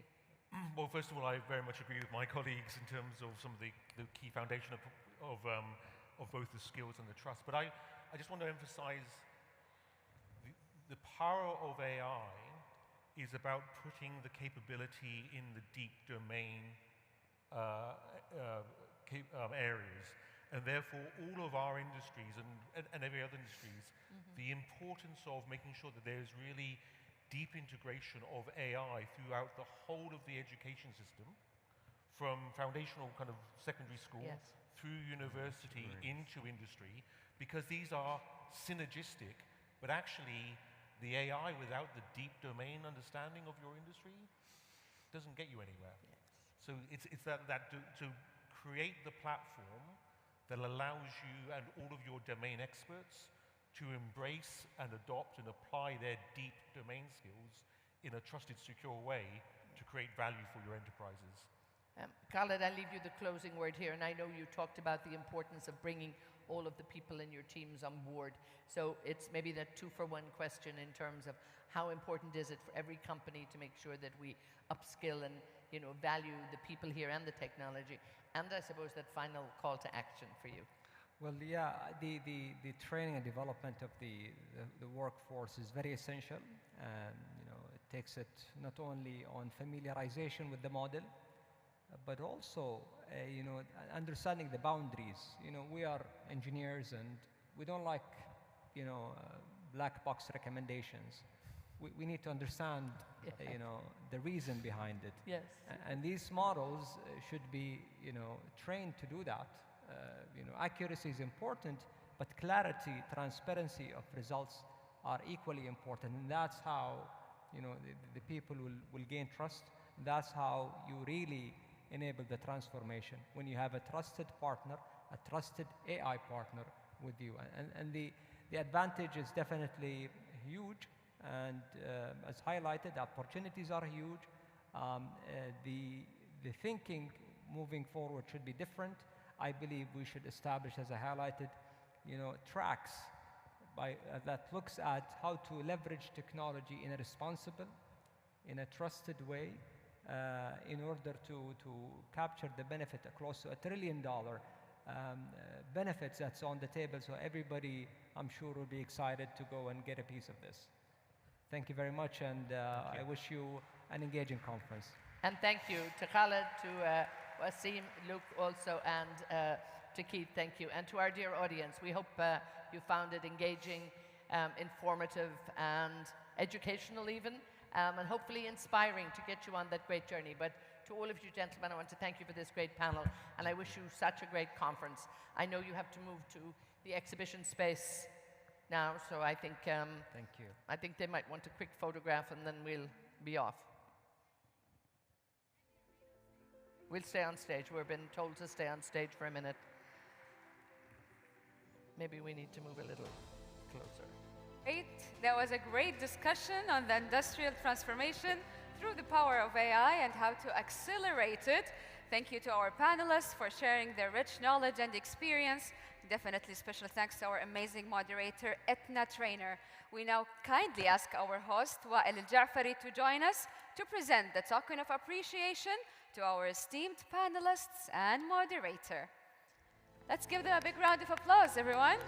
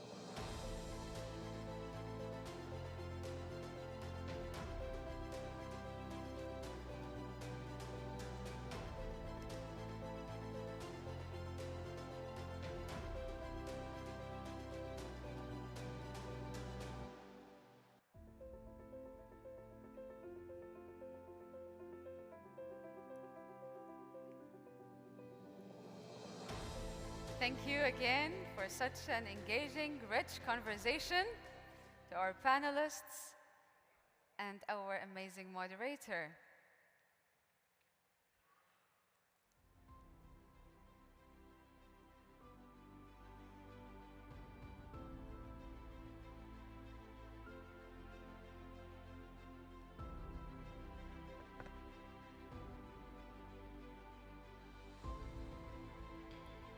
Thank you. And now, ladies and gentlemen, we kindly ask you to bear with us for a few minutes to set up the stage for our upcoming segment. So kindly remain seated.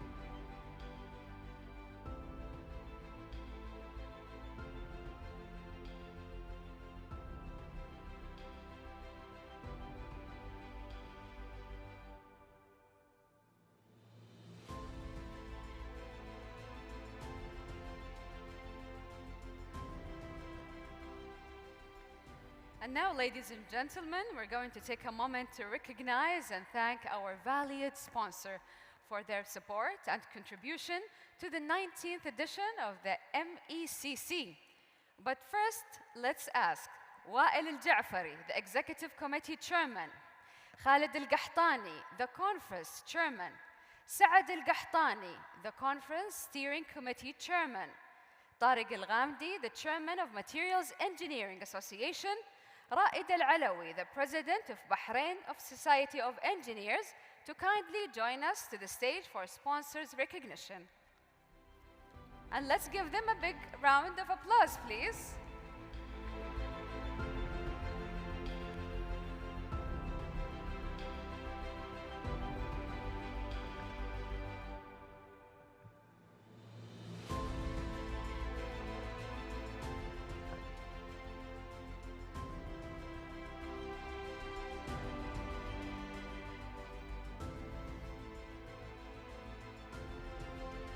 And now, ladies and gentlemen, we're going to start with our diamond sponsors. OSP.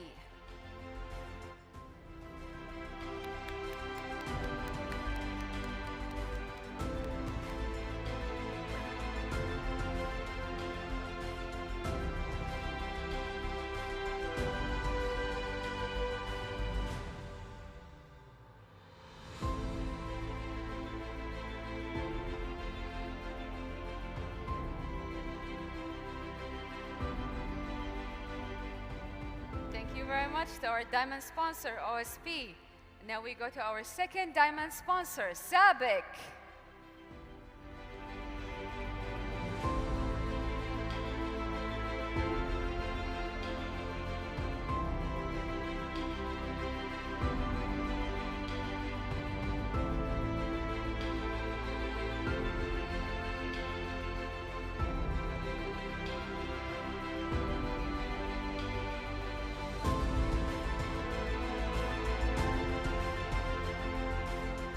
Thank you. Our diamond sponsor, Al-Qahtani Pipe Coating.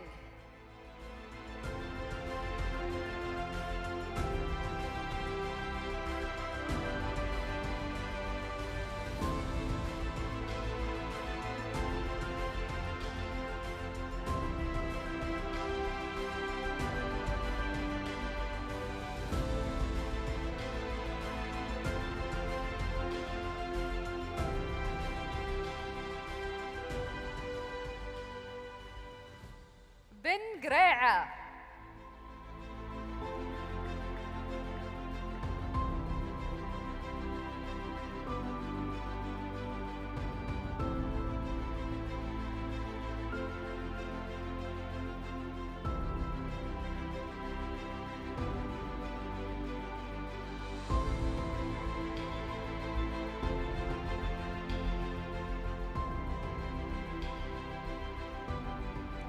عبد الله فؤاد.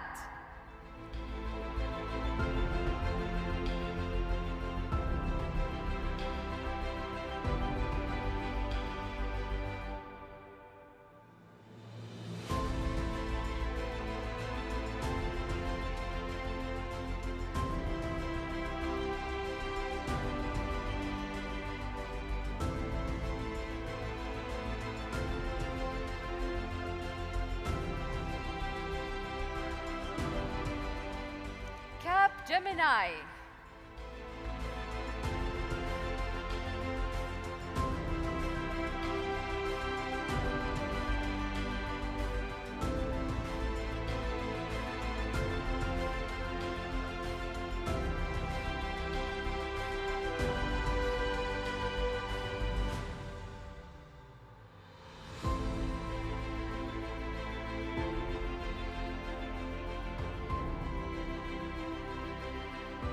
Cat International.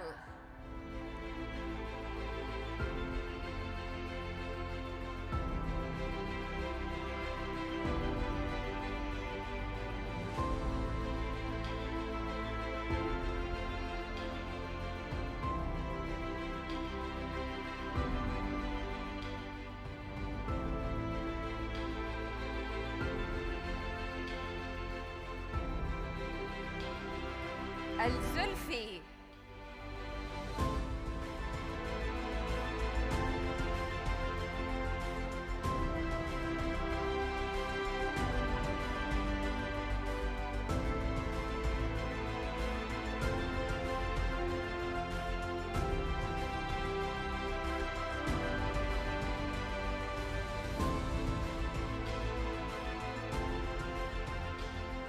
Cisco.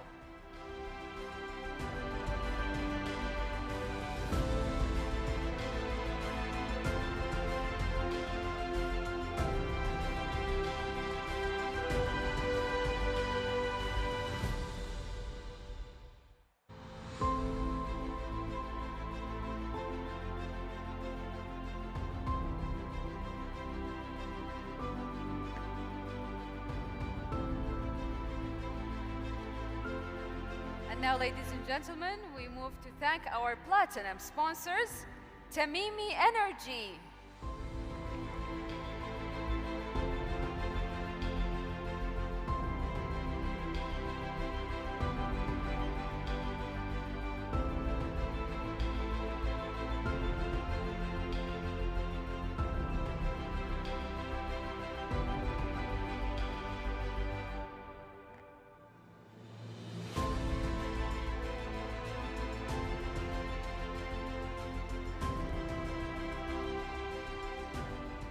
welcome.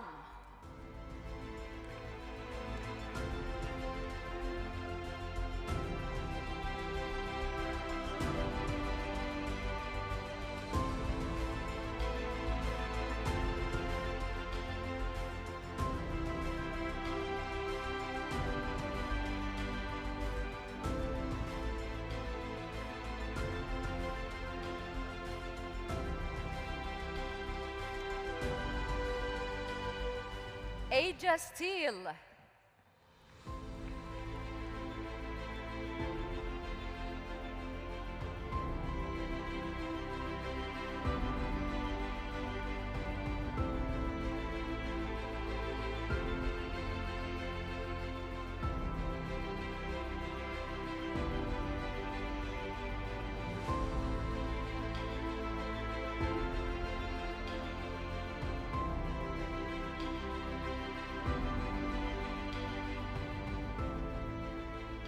Nesco.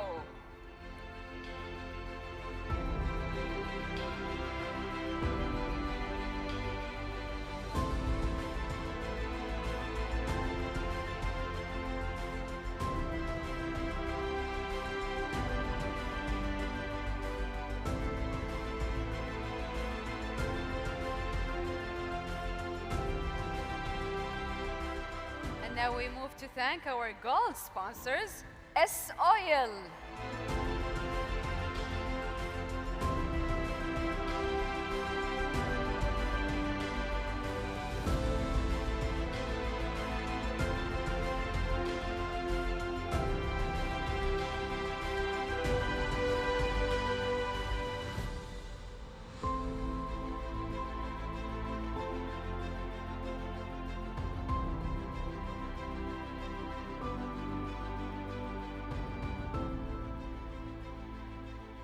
تصنيع.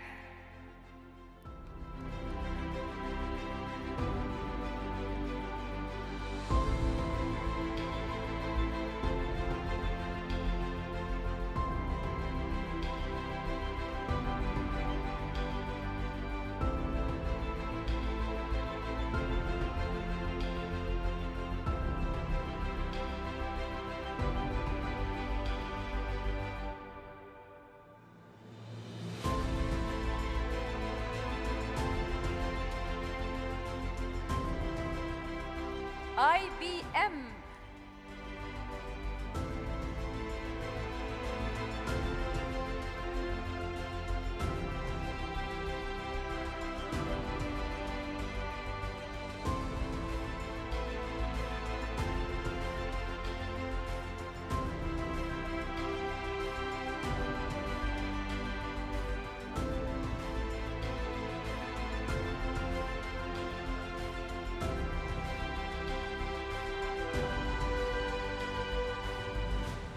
NOV.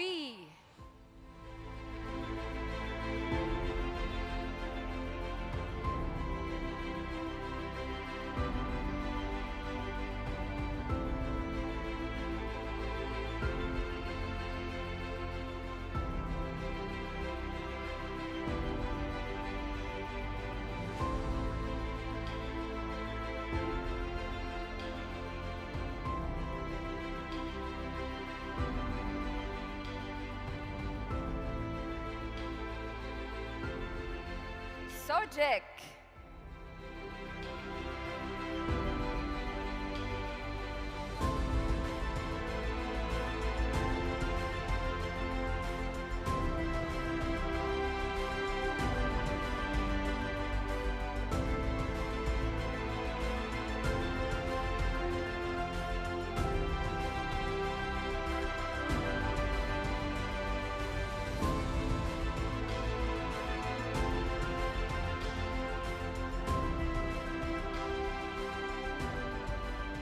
Arabian Pipe Coating Company.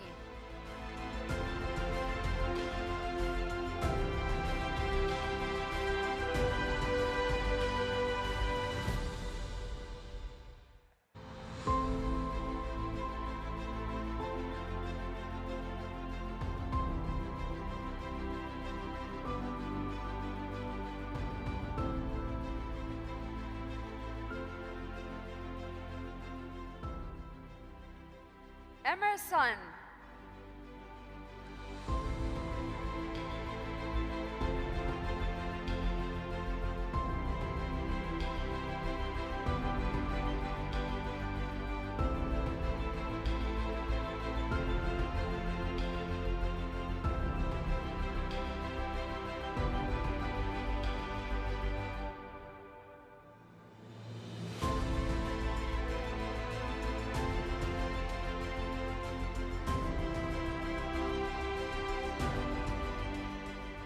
CRTS.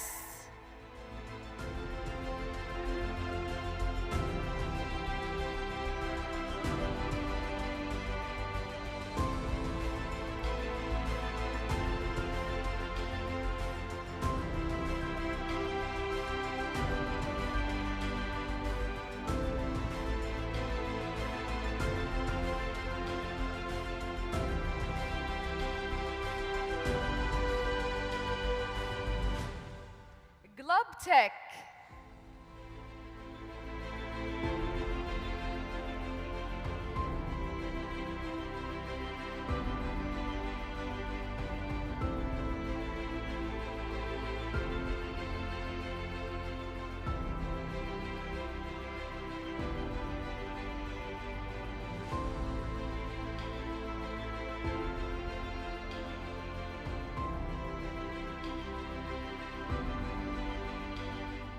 Tatco.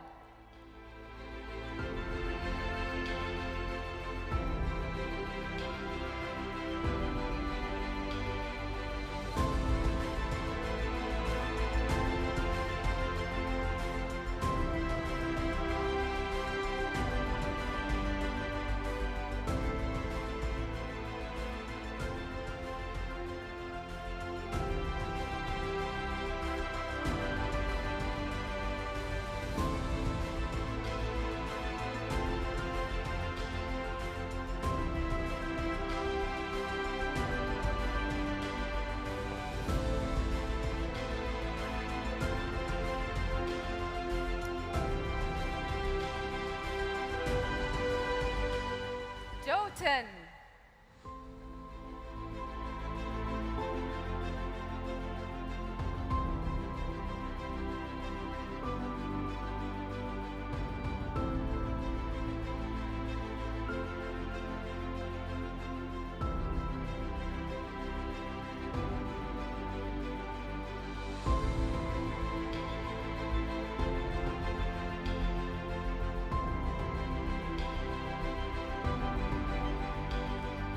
Sigma Paints.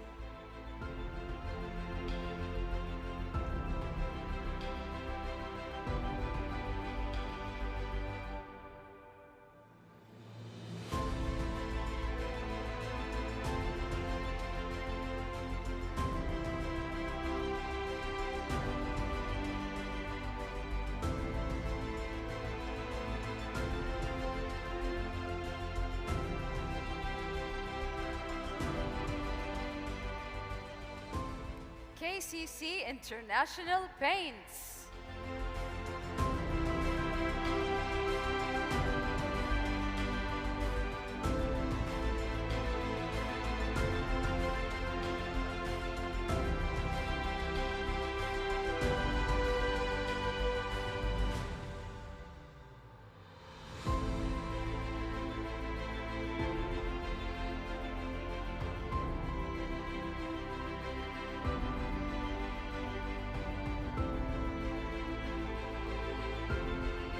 FPI.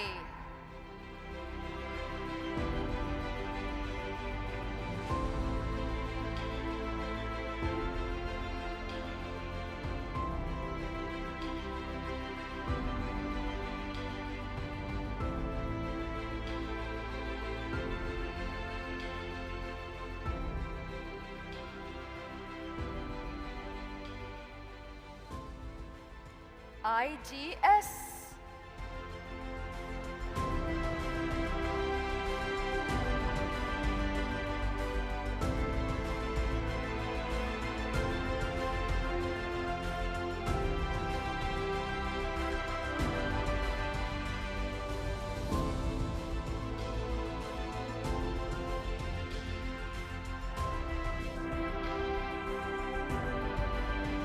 Cincina Holding.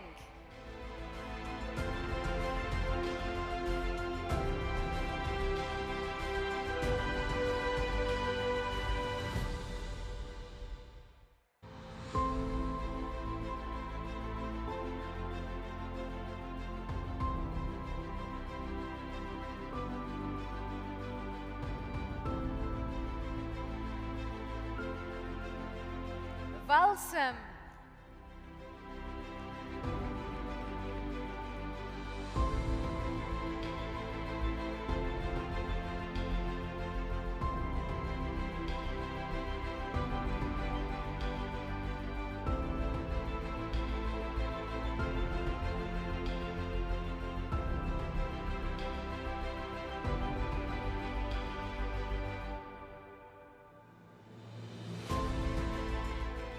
Decor Arabia.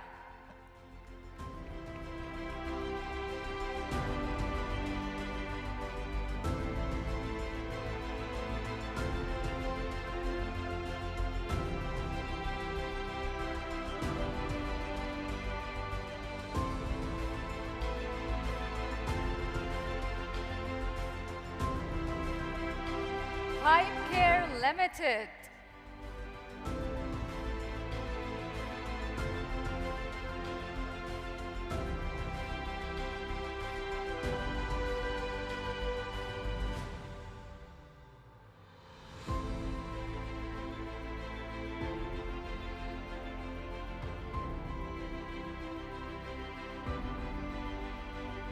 TUV.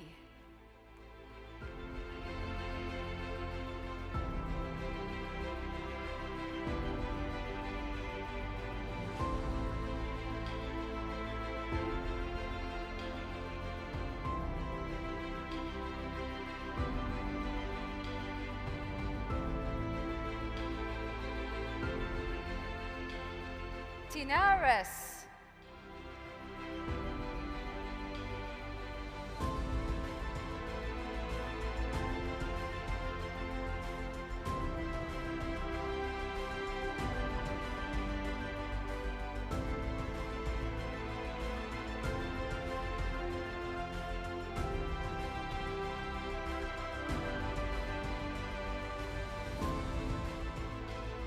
Now it's time to recognize our silver sponsors.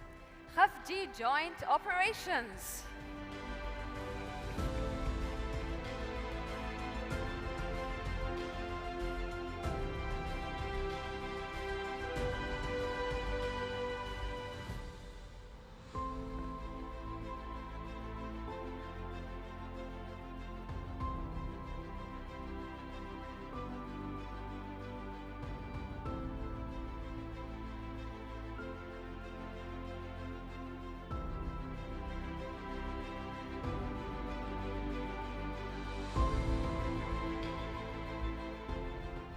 Enercomp.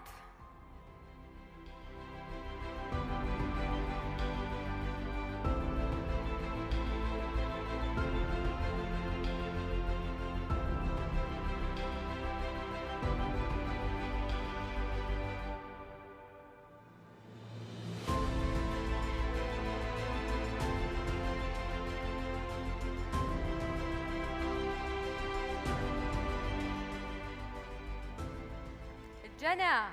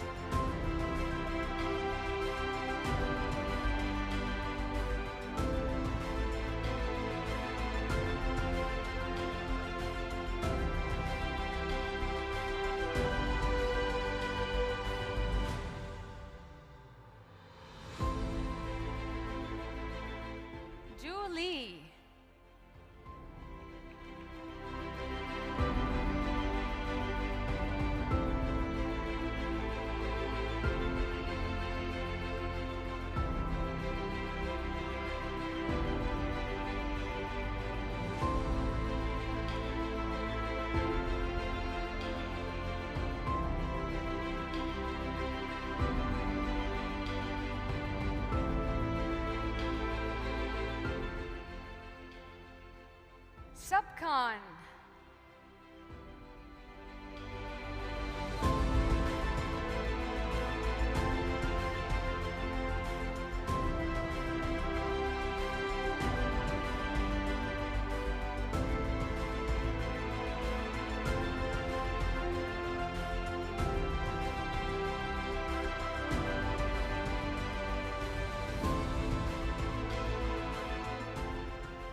John.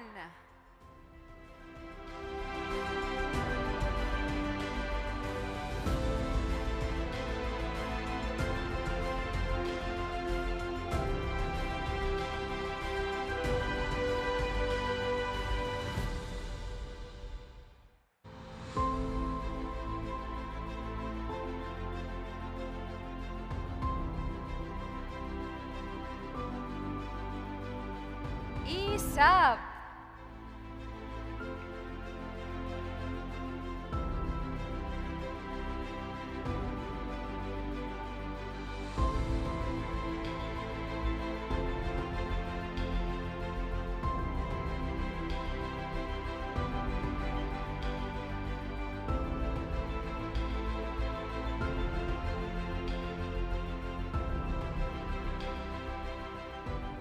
BFG.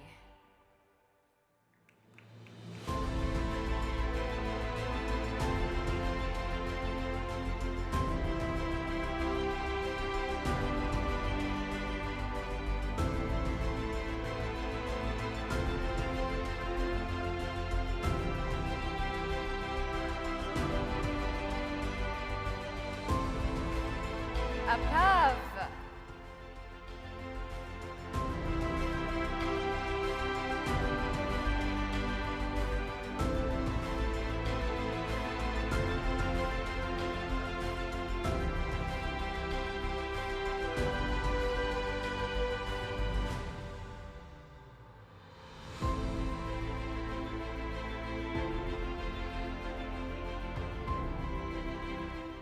Hempel.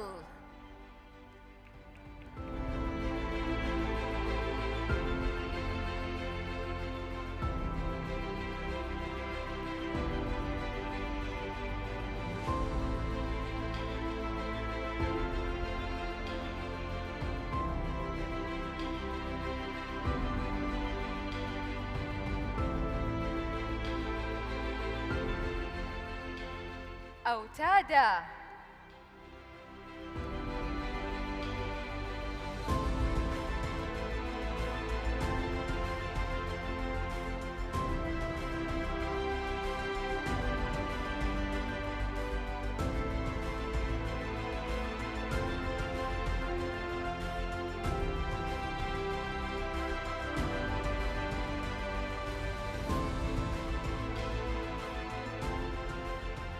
Stopak.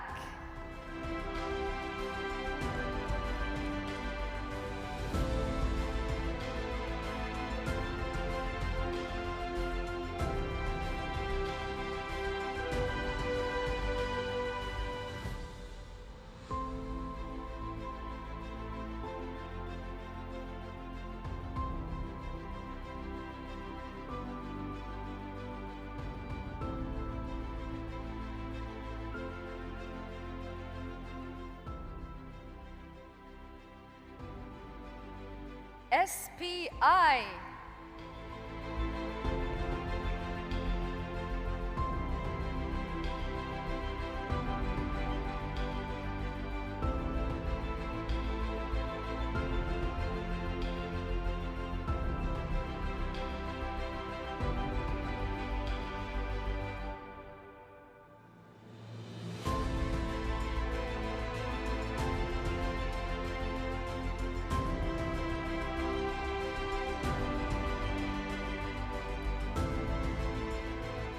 International Machines.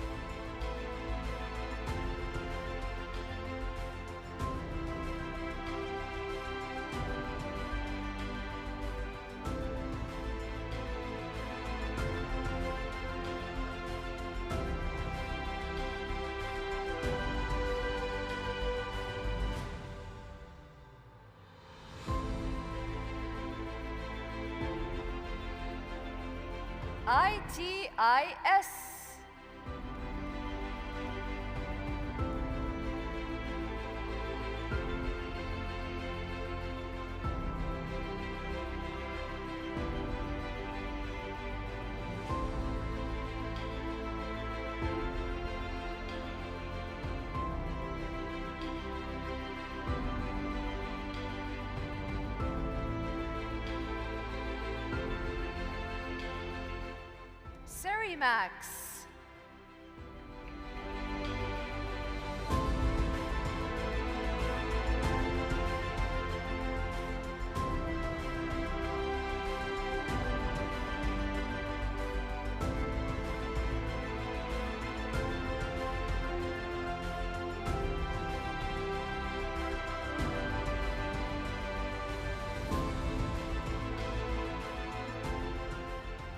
Hatcon.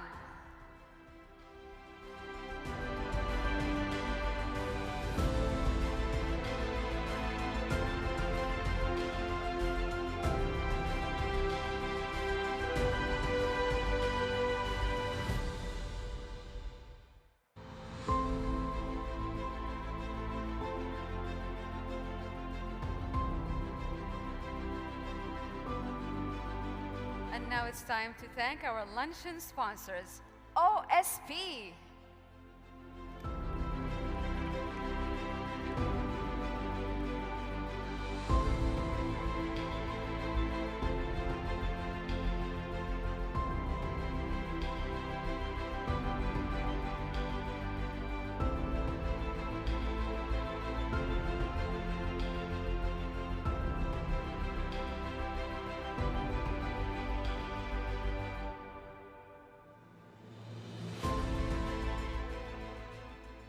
Baker Hughes.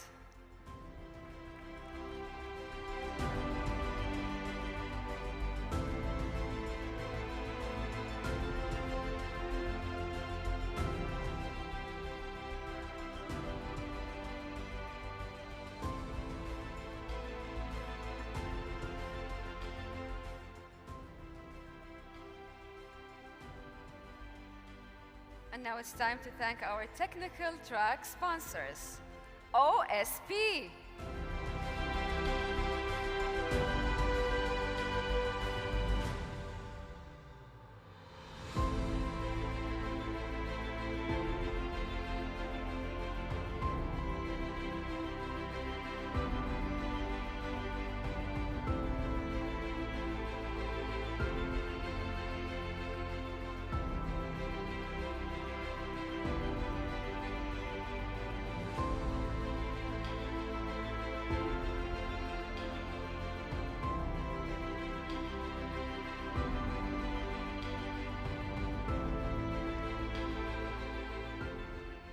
Samref.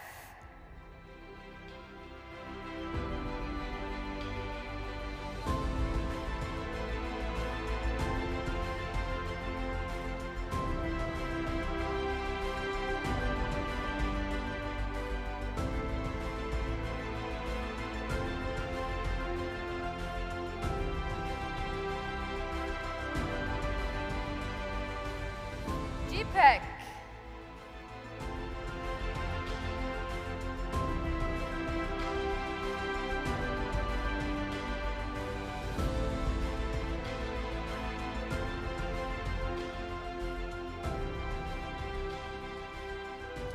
Amazon Web Services.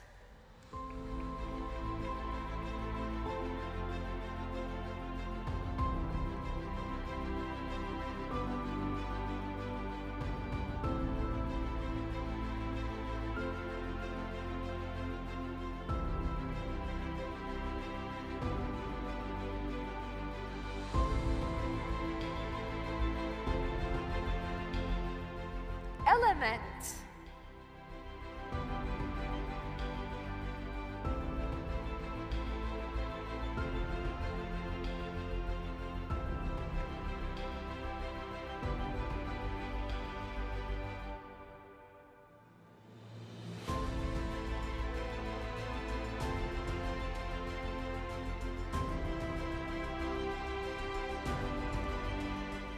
East Pipes Integrated Company.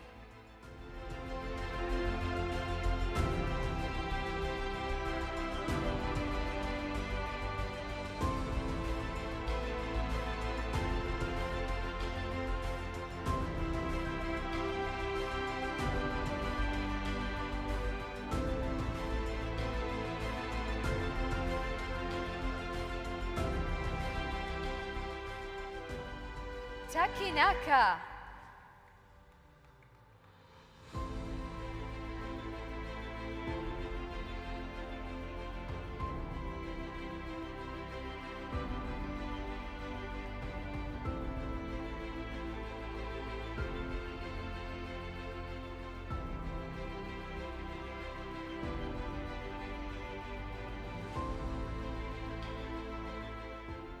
Akzo Nobel.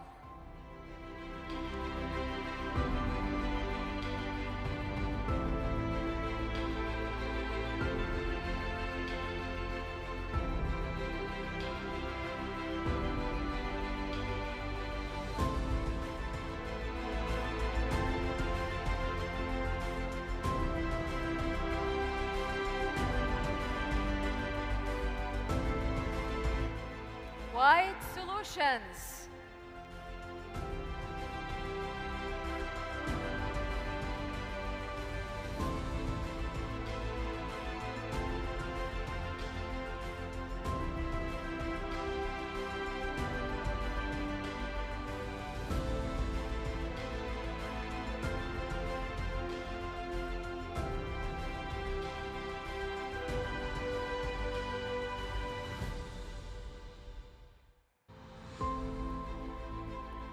Now it's time to thank our student program sponsor, Context.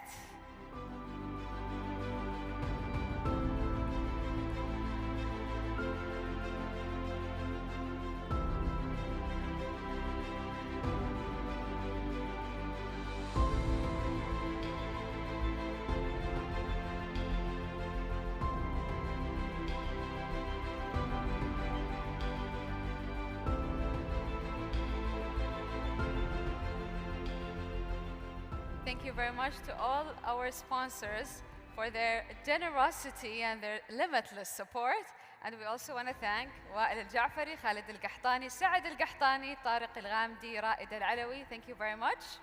Ladies and gentlemen, with this historic edition now officially underway, we look forward to 3 productive days of learning, of collaboration, and innovation. So on behalf of all the organizers and the partners, thank you for joining us and welcome once again to the 19th Middle East Corrosion Conference and Exhibition here in the Kingdom of Saudi Arabia. We kindly invite our host and our guests seated in the first 2 rows to walk through the tunnel on your right side to integrate the exhibition and start the tour. And for us, esteemed attendees, you're going to be able to watch the tour from your seat through the live stream that will be shown on the screens in this venue. Thank you for your attendance.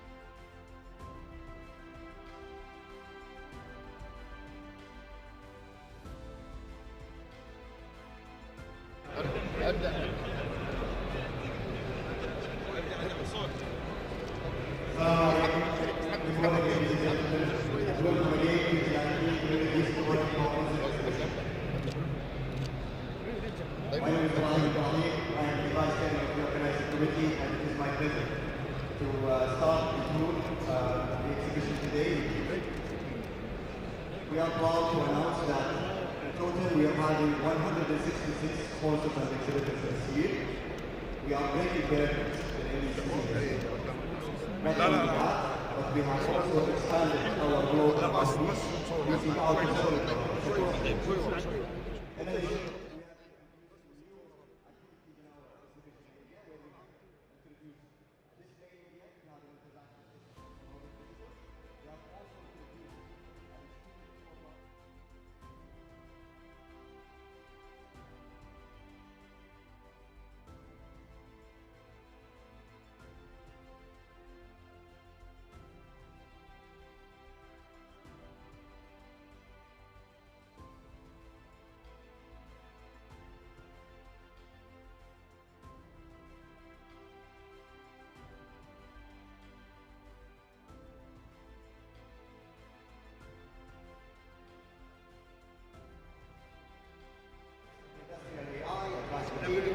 and more.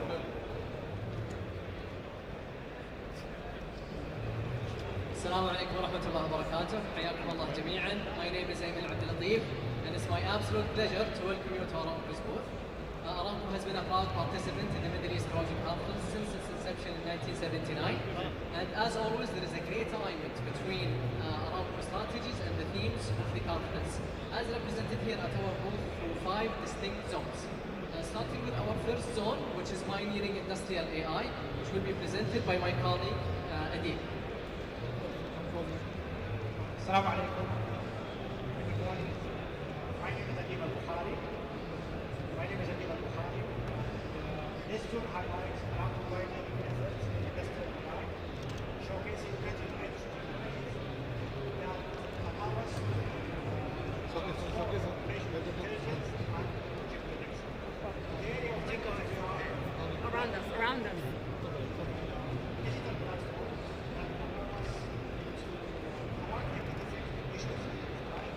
An example of that are the industrial frontier of AI platform, pilot, and AI, which provide real-time insights and recommendations to support operational excellence.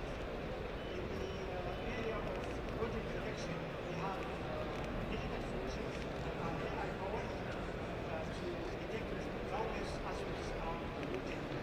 And examples of that are the inspection vision, inspections of computer vision, virtual corrosion sensors, and pipeline corrosion prediction. By pioneering industrial AI, Aramco is driving operational excellence, improving safety, and also maintaining its position as a global leader in the energy industry. Thank you a lot, Andy. Now we move to our second zone, which focuses on advanced materials with Haytham team.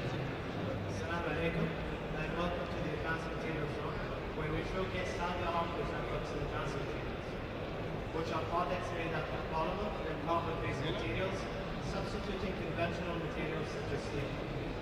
The Advanced Material Program was launched to realize the benefits of these materials, where they offer superior corrosion resistance, durability, enhanced design, reduced life cycle cost, and construction efficiency. The utilization of advanced materials is a key cornerstone in our journey towards a material transition. We are active across several key enablers, including R&D, localization, deployment, and advocacy to maximize adoption both locally and globally. We're continuously working to expand the operating envelope, add new applications, where we are currently leading globally in terms of deployment, with more than 19,000 kilometers of non-metallic piping systems deployed across our facilities. Additionally, we've deployed 70 million linear meters of GFR rebar across our infrastructure. Our efforts extend beyond deployment, where we are playing a key role through our investments, supporting the local ecosystem, and tapping into opportunities to enable the advanced material value chain. Thanks a lot, Haytham. Our third zone showcases our efforts in transforming corrosion management with Mutabbar Jum'ah. Assalamu alaikum, my name is Mutabbar Jum'ah. Welcome to this zone which highlights the latest transformative innovation technologies in corrosion management. Aramco pioneers in corrosion management slide the entire spectrum of corrosion, from corrosion detection and mitigation to integrated digital solutions. We begin with showcasing corrosion detection technologies. We have the inspection source and also the smart record sensing for pipeline inspection.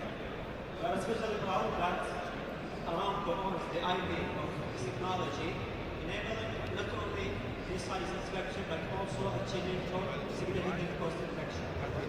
Moving to corrosion mitigation, Aramco continues to push the boundaries of innovation with patented technologies, a novel chemical formulation for corrosion limiter, and the new hydrophilic anode for corrosion protection.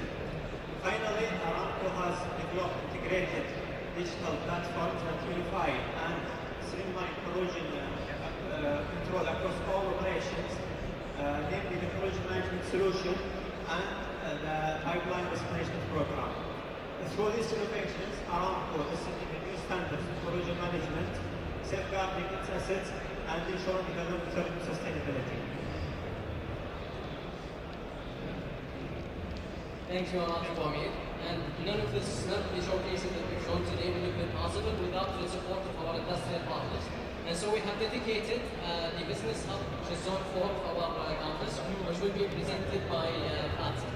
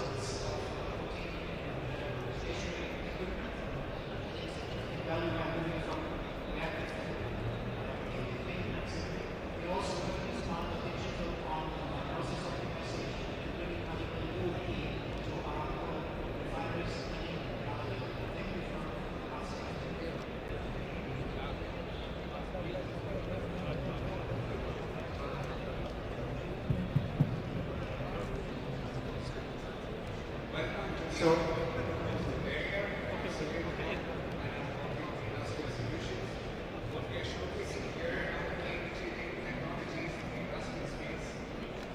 that our convention is building at the moment.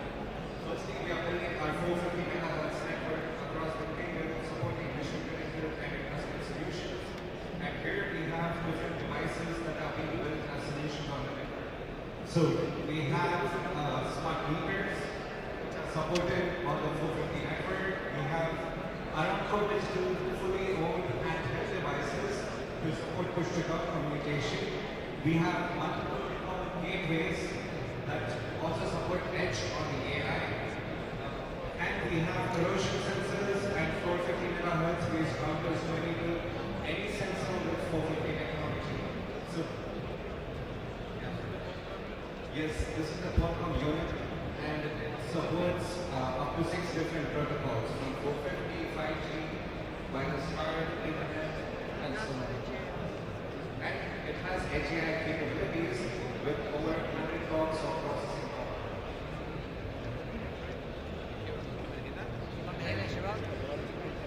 At the very end, I would like to thank you again for signing up to our call. I would like to ask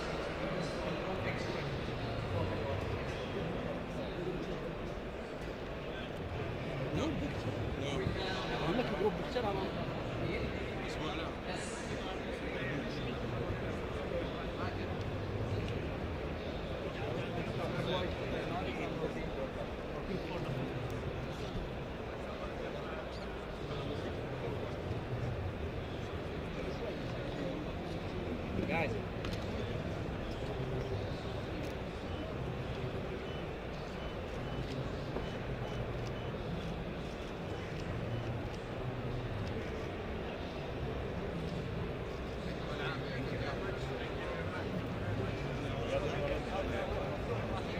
Thank you. And now that we're done with the principal sponsor, I would like to maybe ask you to watch for your steps while you're coming. And we're going to head to our first diamond sponsor of the day, SABIC, one of the largest petrochemical companies in the world. We're going to stop by to see their latest advancements, and I'll hand it to Ali Shawar to provide an update or a quick talk from SABIC side.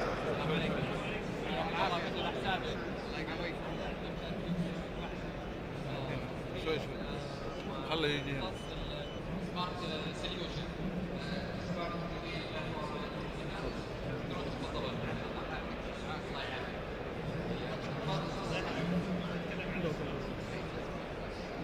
Assalamu alaikum. Shambari from SABIC. Here we have the strategic integration of smart solution. We have two examples, but not limited to this here. First application is the cutting-edge robotic carrier for the drone. We go to harder to reach locations to take measurement safely and efficiently. As a second example, we have first of its kind SABIC patent robotic solution to inspect non-metallic piping underground and above ground. This is the first of its kind in the industry, and we did the first trial in the past.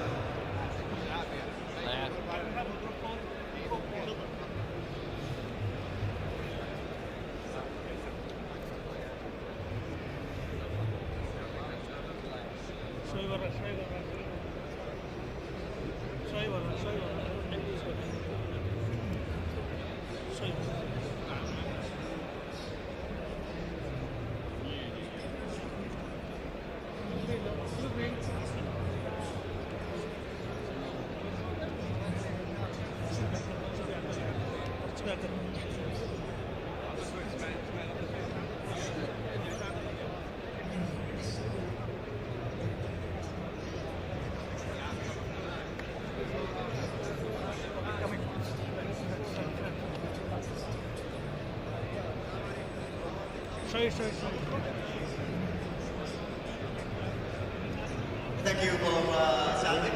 And now we're moving to our next diamond sponsor, which is Big Grey. So I'll leave it to them.